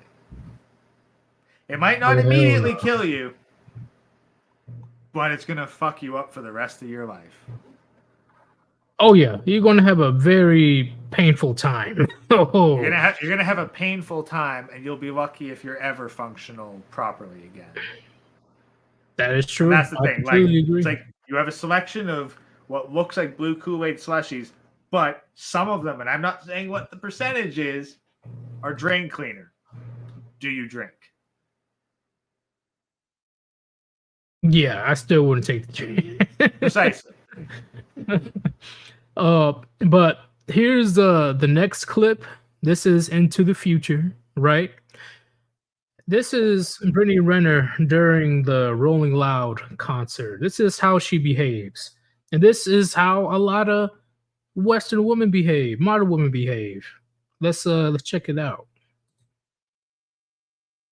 Top Brittany Renner getting into it at Rolling Loud.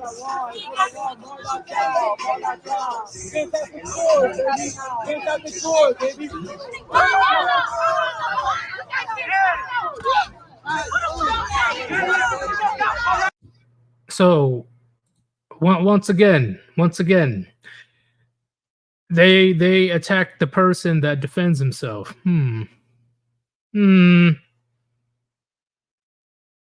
I wonder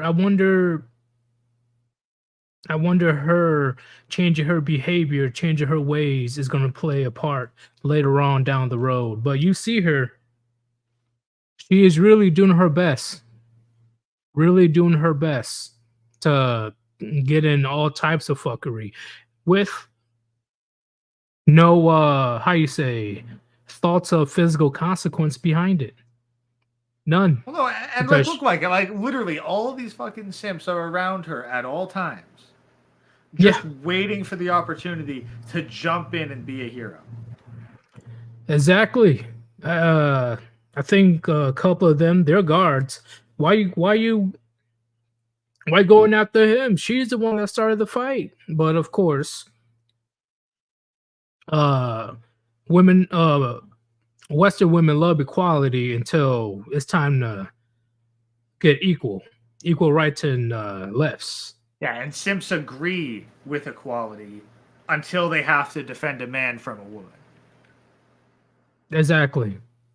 Because I wouldn't even let a random dude splash water in my face, especially water that's been opened. So that's pretty much a biological warfare right there. Oh heck, for all you know, that was pure fucking vodka or some shit. Right. So, and they all saw it. They all saw her do it first, but they all went at him. Let's see. Top Brittany Renner getting into it at Rolling Loud.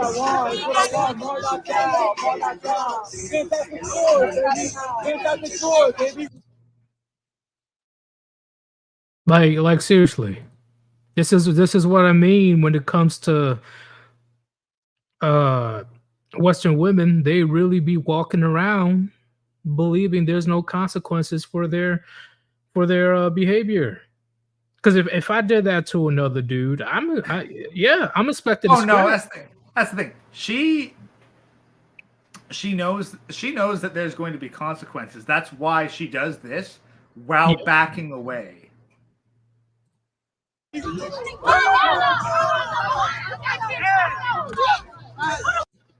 Got her little friends there. I don't know who they are, but this is what I mean, gentlemen. And then people want to act all shocked and confused on why men just choose to become bystanders for the most part, because they can't even defend themselves. This is why you see more and more men these days. They aren't even trying to interact. That's the thing. This is why the club scene is dead. Yeah. This shit like this. This is why men, like, they're not going to the bars. They're not going to the clubs. Now they're not even going to the gyms because of shit like this. Exactly. I mentioned that earlier. I was like, oh, I mean, not me. I think it was Replicant Fish. You know, he put up a video. Oh, why don't men want to interact with us anymore? Like maybe because the fact that we men can't even work out in a gym without women seeking how you say, if you even breathe towards her direction, she is quick to paint you as a creep for social media attention, Yeah, all you right? have And to now, do now your is reputation is at risk. all you have to do is be visible to her.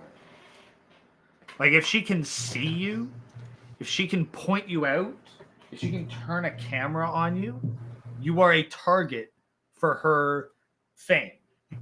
Like you are going to be thrown under the bus.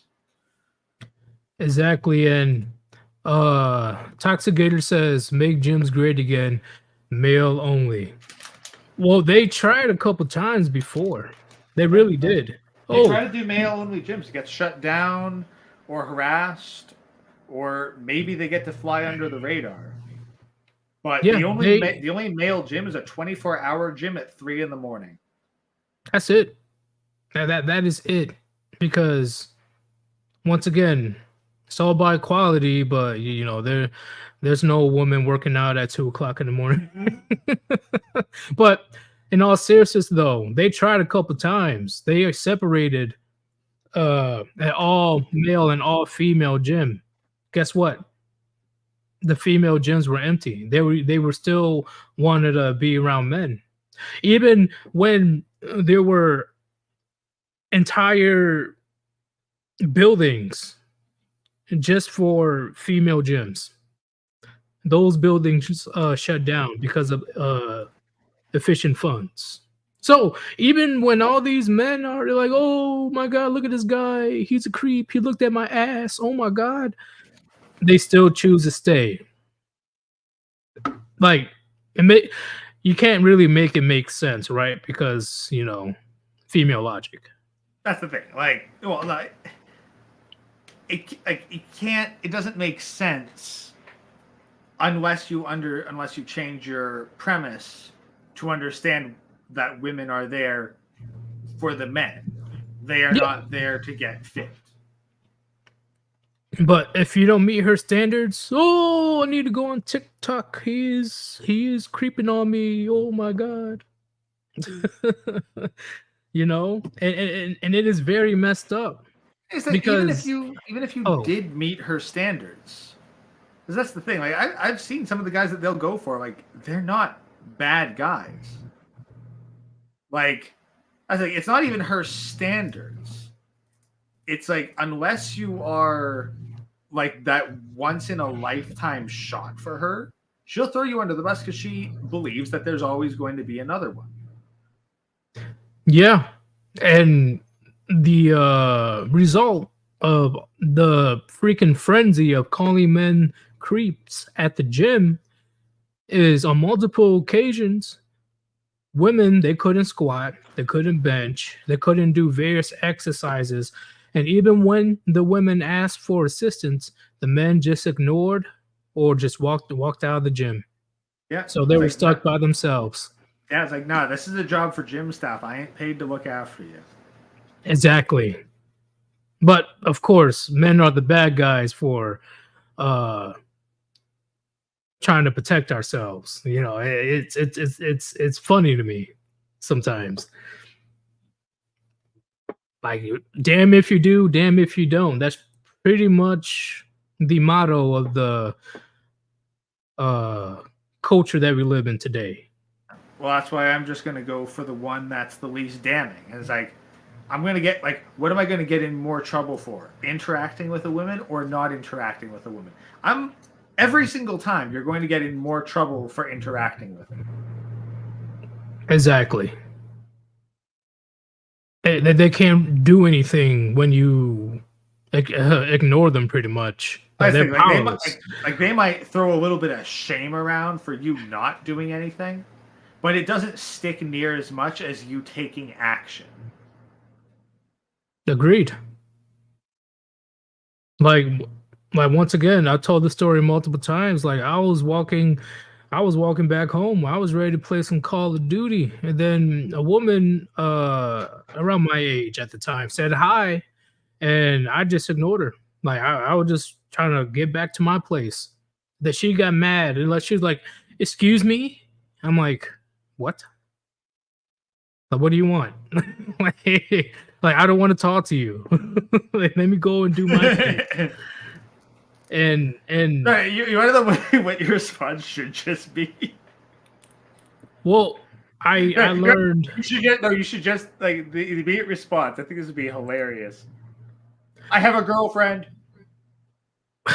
man, you know they don't care if you look that good enough.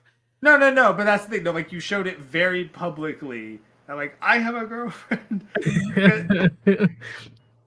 But I learned very quickly how powerful it is to walk away. That was one of the first times I actually walked away. And I was like, damn, like she couldn't really do anything. The Me Too movement wasn't around yet, but at the time, but what can she say if I was just ignoring her? She couldn't do anything. But he was being rude to me. I was ignoring her. That's it. But it gets even more hilarious, right? So she proclaims later on that, hey, I'm a reformed woman, okay? I learned a lot these past few years and I'm trying to be better. And she went on a podcast tour, right? Trying to repaint her image as a woman who recognized the error of her ways type bullshit. Let's watch what happened 4 months ago. This happened 4 months ago. Let's play it.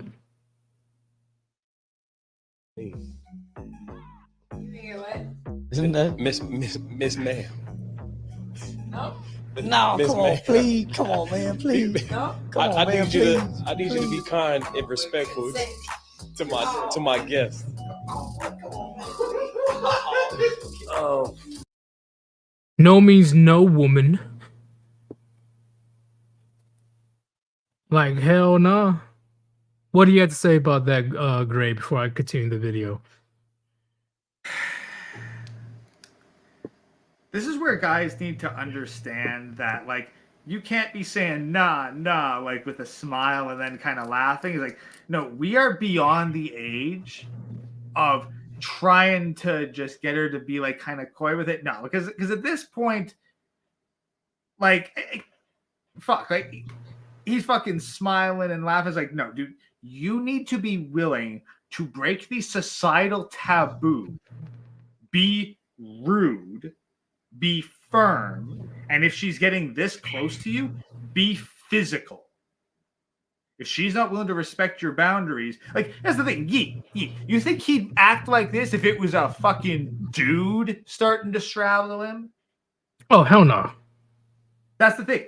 You got to treat it like it's a fucking dude. It's like, hey, guys, next time a woman's doing this to you and you don't really want it, imagine that she has a penis. Ugh. The worst. Yeah, that's the thing. You're like, as soon as that visual gets in the head, he's immediately going to subconsciously be like, off me right the fuck now. But hey, it's getting worse. It gets worse. Oh, let me show you. where that pig poker at, man? Go ahead and get the pig poker out. Wait a minute. Something told me don't trust that nigga. So why did she splash him again? See, splashing all over again. See, this is like a lot of things that they claim they change, but it always stays the same. She did the Rolling Loud concert situation I showed you last video. Yeah. Now she's doing this again a couple years later to a podcast member. I don't know why.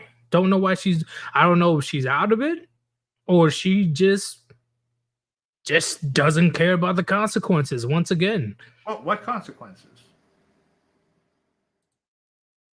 that's a good question. That's a great question. Oh, hold up. I got a generous donation from Cash App from Jeff Space Lord. He says, "Call the gym incels. Tell me that won't make money. That will make so much money." Now think about it. That'll make so much money. But thank you very much for your generous donation. Incel branded gyms. I can see it. I will go in the heart, like, bro. There'll be so many. It'll be a new trend. Like, oh, you're one of those incels, aren't you? Damn straight. I got fucking annual membership right here. You want to take some pre-workout, incel? Of course, bro. Oh man. Oh, that is awesome. But here, I think I should do the verses. I didn't know that. The same guy she was giving a lap dance to. What the fuck? Yeah. Sir, this needs to be played. I don't know what that is, but I'll check it out in a bit. Death Shark says there are no consequences, which is why it keeps happening. Yeah. It just doesn't stop. It really does not stop. How the fuck are you gonna do a whole twerk on the podcast and then start to get violent? This isn't even the entire clip. And she's getting violent with grown ass men. It will be they already taking this because it's a woman. If this was a dude doing it to them, guaranteed that guy'd be on the floor with a bloody lip right now. Oh yeah, it would be very bad. Very bad. And that's the thing that I want you guys to talk about. And we need to talk about it even more. There's so much walking contradiction with Western women today, to the point where they claim that they're strong and independent, but hey, the man has to pay for the first meal, to hey, a woman can be just as strong as a man, to hey, you can't touch me, I'm a woman. So she can put her hands on you, but you can't put hands on her right back to defend yourself. There's only one place I know of where a woman is supposed to be able to put her hands on you, but you're not allowed to put her hands on her. Do you know what that is, Yeet? Abuse? No. What? Strip club. Oh, yeah. Okay. All right, you got me there. Oh shit. Oh fuck. Oh, you guys are making me laugh tonight. You guys are insane. Here's another one more video about her. This is the most recent podcast that she was on. I think it was 2 months ago. After everything that's been happening, after all the trifling shit that she was doing for the last 3 years, I think it was, this is her response.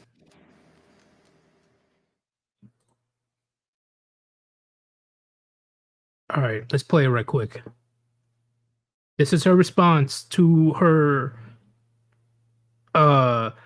actions and her value as a woman. Let's play.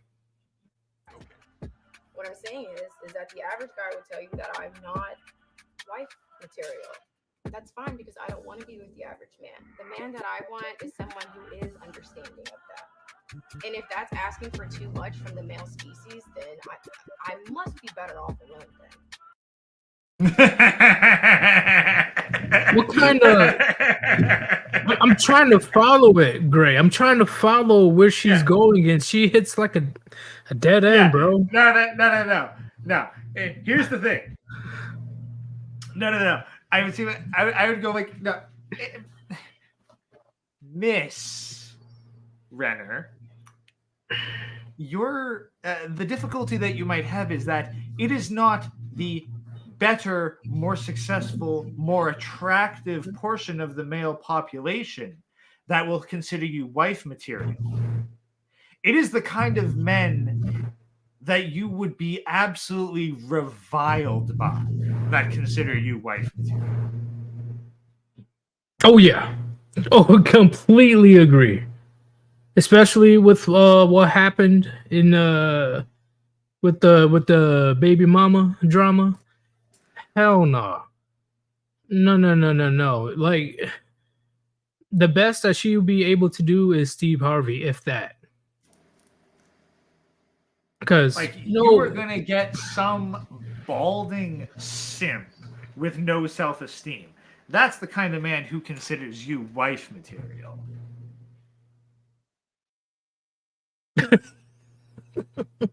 And how old is she now? I think she's 30 or close to 30 now. Yeah, the only man who's going to consider you wife material is the kind of man who only values himself if a woman values him. The kind of man that you would be reviled by. The one that you don't even consider human. Those are the only men who still consider you valuable. Yeah, and but hey, even if you want to say that those are the highest value men to you, oh, believe me, they're flooding your DMs right now with proposals. Oh God, then I'm destined to be alone. Then, that's what's going to happen. Yeah, I mean, I don't know if it's destiny. I think it's more so consequences. What do you mean? I'm a high value woman. I'm just a single mother that don't know how to control her anger. Why you like come on? Like stop. But let us finish this because it gets funnier. I don't think I'm asking for the impossible. You literally just said that exotic dancers, lawyers, whoever, love who you love. Right. Who you're drawn to is who you're drawn to. The average person is not going to want to make that jump. And that's okay. Because I'm not talking to them. I don't need anybody average. I'm not average. There's nothing about my mentality that's average. I don't. Yeah, it's below average. Yeah, below average. Not being average is not a good thing. No, it's not at all. Very bad. Ugh. You think that saying, "Oh, I'm not average." It's like, yes, you're not average. You're below average. Like very below. Like you are airheaded that you bragged about your atrocities towards your baby daddy and you advocated for having multiple fathers. You thought that was okay. Hey, Brittany, how does it feel to be less desirable than a fat white woman? Bro, she would go cry in the car if you told that. It's true though. Oh my God. Okay, let's see what else she says.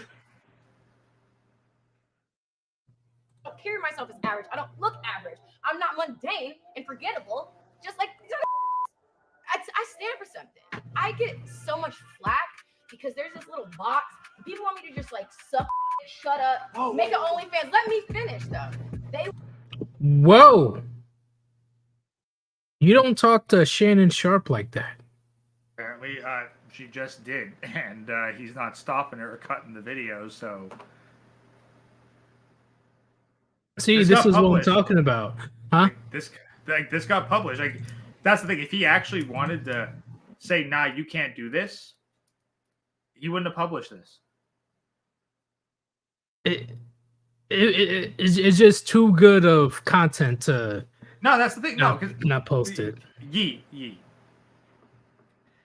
If you're going to have a reputation where you don't take shit, you can't make content out of you taking shit. Yeah, I agree. I agree with that. Oof. Yeah, she is very mundane and forgettable. I can't even say that word right now. Mundane. Yeah, like that's the thing is Mundane. like the only thing she has going for her is that she's not fat. That's it. That's literally it. I can give her that.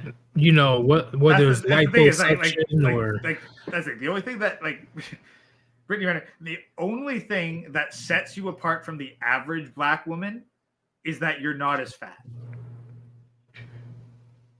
that I can definitely agree with. But everything else, But that's it. But like, fuck no. that's the thing. You seriously think that you're above average? Yeah, like maybe above average, like for black women of your age, in terms of physical appearance, sure. But considering that black men would rather get with fat white women than you, it ain't enough.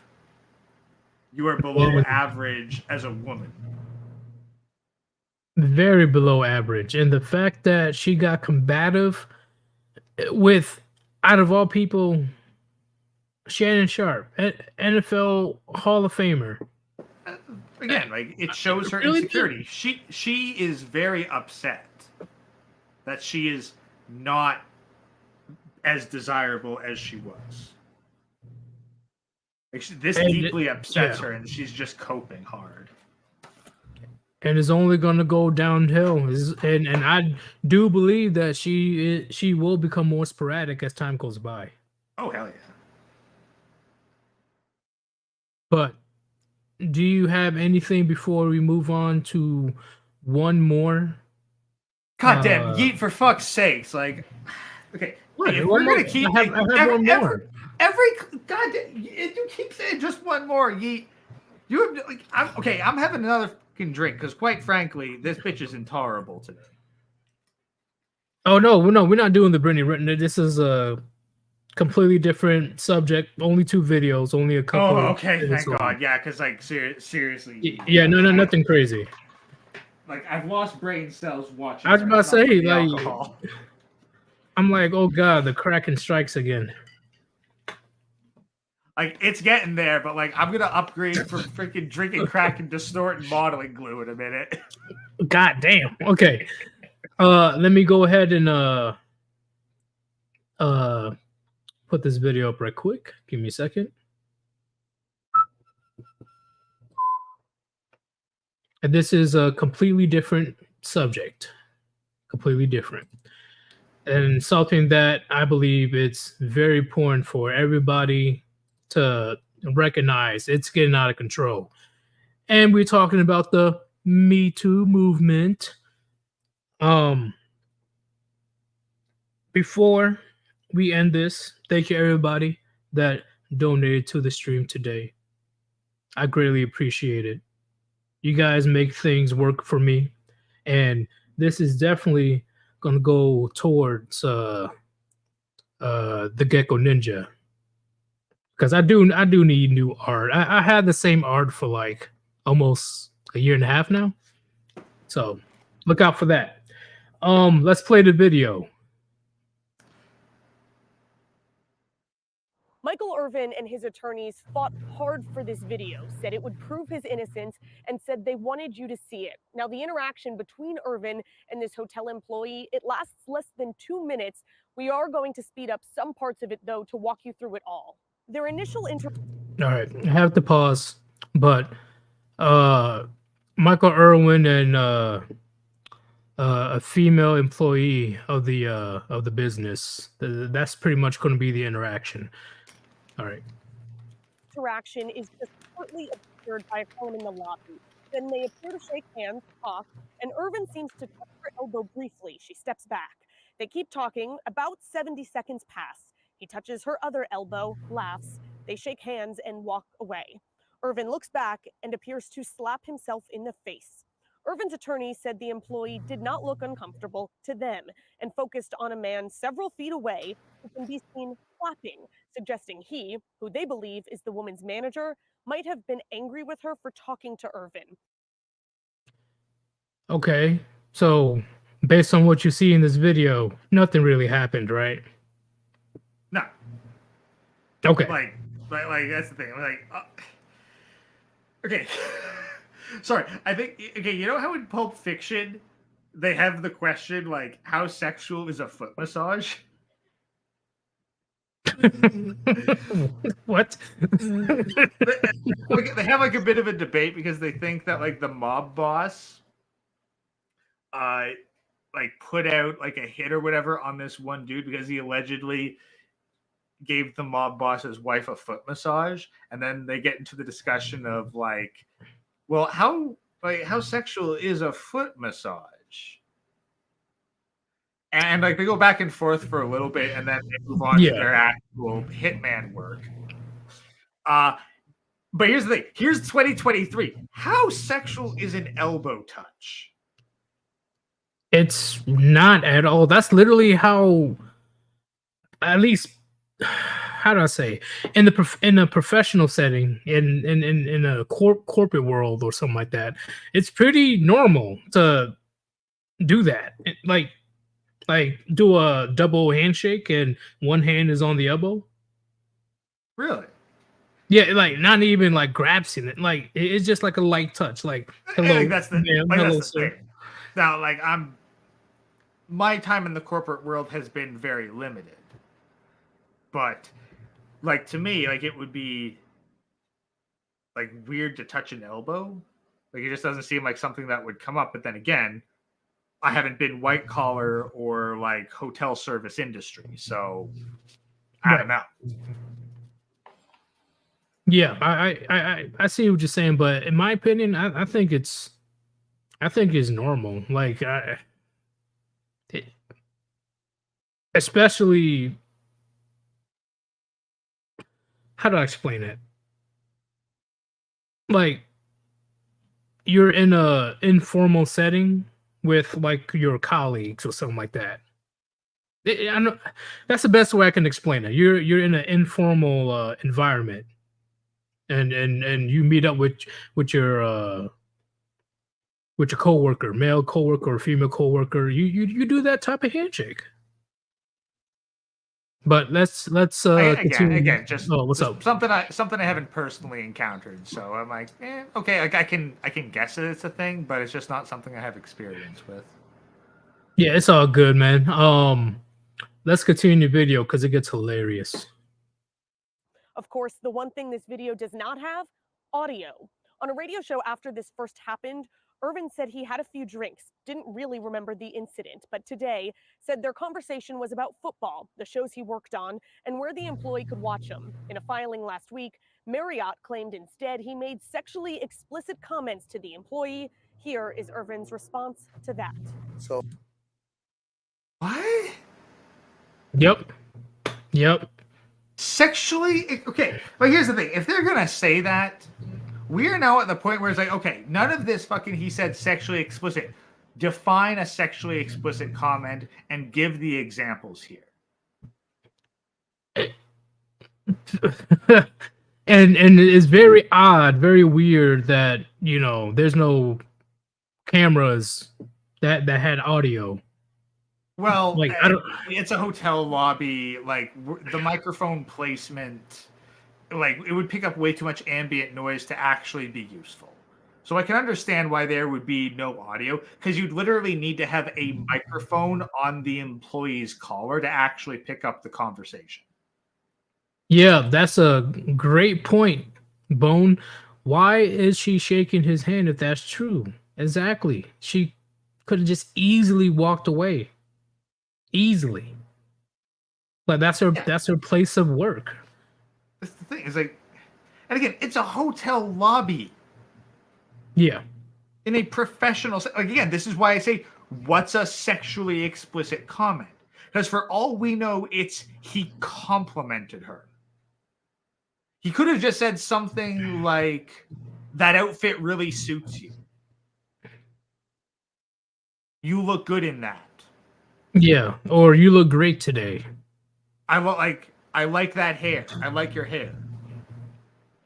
That I could a raging feminist could blow that out of proportion, but That's the thing. Like any comment, like he could have just made literal. Like, and I'm giving the benefit of the doubt and assuming that there was even a comment like that, but it could just be a matter of he complimented her appearance. Yeah, and that's like, oh, that's sexually explicit comments. It's like, it's a compliment. Like, I don't believe the how do you say the manager, the employee definitely went to the manager and blew shit out of proportion, or she made it all up. Oh, that's the thing. Like, given that is like, oh, the manager appeared to be somewhat upset. It could be that she spent way too long interacting with him. Yeah. And so much like that girl whose car broke down, and then she told her boyfriend that the guy who helped her on the side of the road did something inappropriate with her. It's very much that, like, it could very much be like, oh, well, I spent too much time talking with him because he was being sexually explicit and it made me uncomfortable. Right. I definitely see what you're saying, man. Let's see what he has to say. So, you know, I don't speak like that. You know what I mean? I've never spoken like that. So I'm not even, I totally deny saying that. I totally deny saying that. And yesterday, Irvin What's the voluntarily comment? dismissed his $100 million lawsuit. What's the comment? That's the thing. That's what I want to hear. Like, what are they accusing him of saying? I think they're using that, you know, that broad spectrum. Like, that's the thing is, like, did you say a sexually explicit comment? No, I don't talk like that. It's like, I would be like, what are they accusing me of saying? I believe way more that he was talking about football, and maybe the touching of elbow threw her off, and she ran to the manager. Nah, that's the thing. I'd be far. I don't think. Okay, dude, this is a service level employee who just got to have a conversation with a famous football player. Yeah, it's. Do you it's crazy, seriously bro. think that if he was even remotely flirting with her, even remotely, that she wouldn't want that? I don't think she ran to the manager. I think she got in trouble with her manager and she threw him under the bus. Okay. She tried to spin the story. Yeah. Like, she didn't want to be like, oh no, I wasn't super receptive to him because I was trying to monkey branch to him. He was coming on to me and being very rude and lewd about it too. Yeah, and for that, Michael Irvin put a $100 million lawsuit against the Marriott Hotel, and this is the result. Let's see where that goes. Yeah. Damn. Hall of Famer Michael Irvin is back on the air after a lengthy suspension from the NFL Network. The former Cowboys wide receiver reached a settlement in his defamation lawsuit against Marriott. The NFL Network took Irvin off the air right before the Super Bowl after a Marriott employee accused him of making lewd sexual comments. But Imagine being fired off of a person's word alone. Oh wait, there's countless men that can go through that. Like they can how you say relate. Unfortunately. Yeah, like, congratulations, Marriott. This woman's bullshit cost you God knows how much, millions of dollars. You'll be surprised to what Michael Irvin agreed to. But several witnesses backed up Irvin's version of events, and video showed nothing out of the ordinary. This afternoon, Marriott sent us a statement saying, "We are pleased that Mr. Irvin is dismissing his lawsuit against Marriott and all Marriott parties." Motherfucker! And without any payment from Marriott. Hall of Fame- This is why this shit keeps happening. No punishment. Once again, Nothing. no punishment. is crazy to me. If somebody stains my livelihood and my reputation for like forever, because it stays with you forever, I want my $100 million, or at least most of it. Like, you ruined my life. I got fired off of somebody's allegations You alone. carry Like, that shit all the way through and you punish them. This is why they keep getting away with it. This is why they'll keep hiring women, because the guys are too fucking soft on them. If this was a dude who pulled this shit, you would not have stopped. You would not have backed off. oh no, he will go for the fullest extent. If this was a dude who said Michael Irvin offered me $50 to suck him off in the back room, you would not back the fuck off from that. No, but since they want to, be the bigger man, fuck that. Fuck that. Just imagine how farther the situation would have gone if Yeah, hey somehow Michael Irvin, prove how big a man you are. Lie face down in that puddle and let me walk across you like a shitty bridge. Pretty much. And let me hijack your wallet too. You won't be needing that. I'm going to jack your wallet and grind your face into the mud. And you get to feel like a bigger man because you didn't react. And gentlemen, this is one of many examples that I've showed today, but this is one of the biggest on why I truly believe what me and the Warband says, what Hammerhand says, and etc. is beyond important to get to the masses. Not that mainstream bullshit where they're like, buy my book, keep buying my dating courses. Nah, fuck that. Let me show you the uncomfortable reality of what men are going through in the West, with the backing of the government, pretty much. Like, here's my message in a nutshell. Your country, your nation, your culture hates you. Get the fuck out of it, however you can. Yep. Even if it means you just doing your own thing and not going with societal norms, and you just focus on you. Like, whether you can go as far as disengaging from the country or disengaging from society. Disengage, stop stop giving money to people that hate you. That's the easiest way to put it. Agreed. This is why, I had that perception of, oh, you're evil for saying this, you're evil for saying that, you have evil way of thinking, oh my god. And I'm like, you know what, hey, call me evil all you want. I'm needed here. No, here's the thing. In that case, I would say, if you're going to call me evil for speaking out against my abuser, then I want you to go to every woman who's ever claimed to be abused and say she's evil for speaking out against her abuser. But you won't, because you're a fucking hypocrite. Exactly. It's insane to me that we've gotten to this point in the West.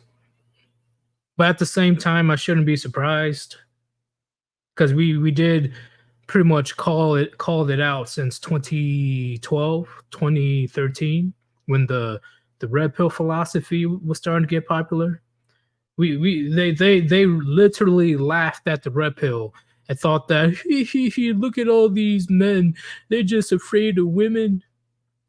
Now look at what's happening in society now, and how many vultures and chameleons want to leech off of men's misery and naiveness for the money, And it's the same old shaming tactic. It's like, oh, you're afraid of them?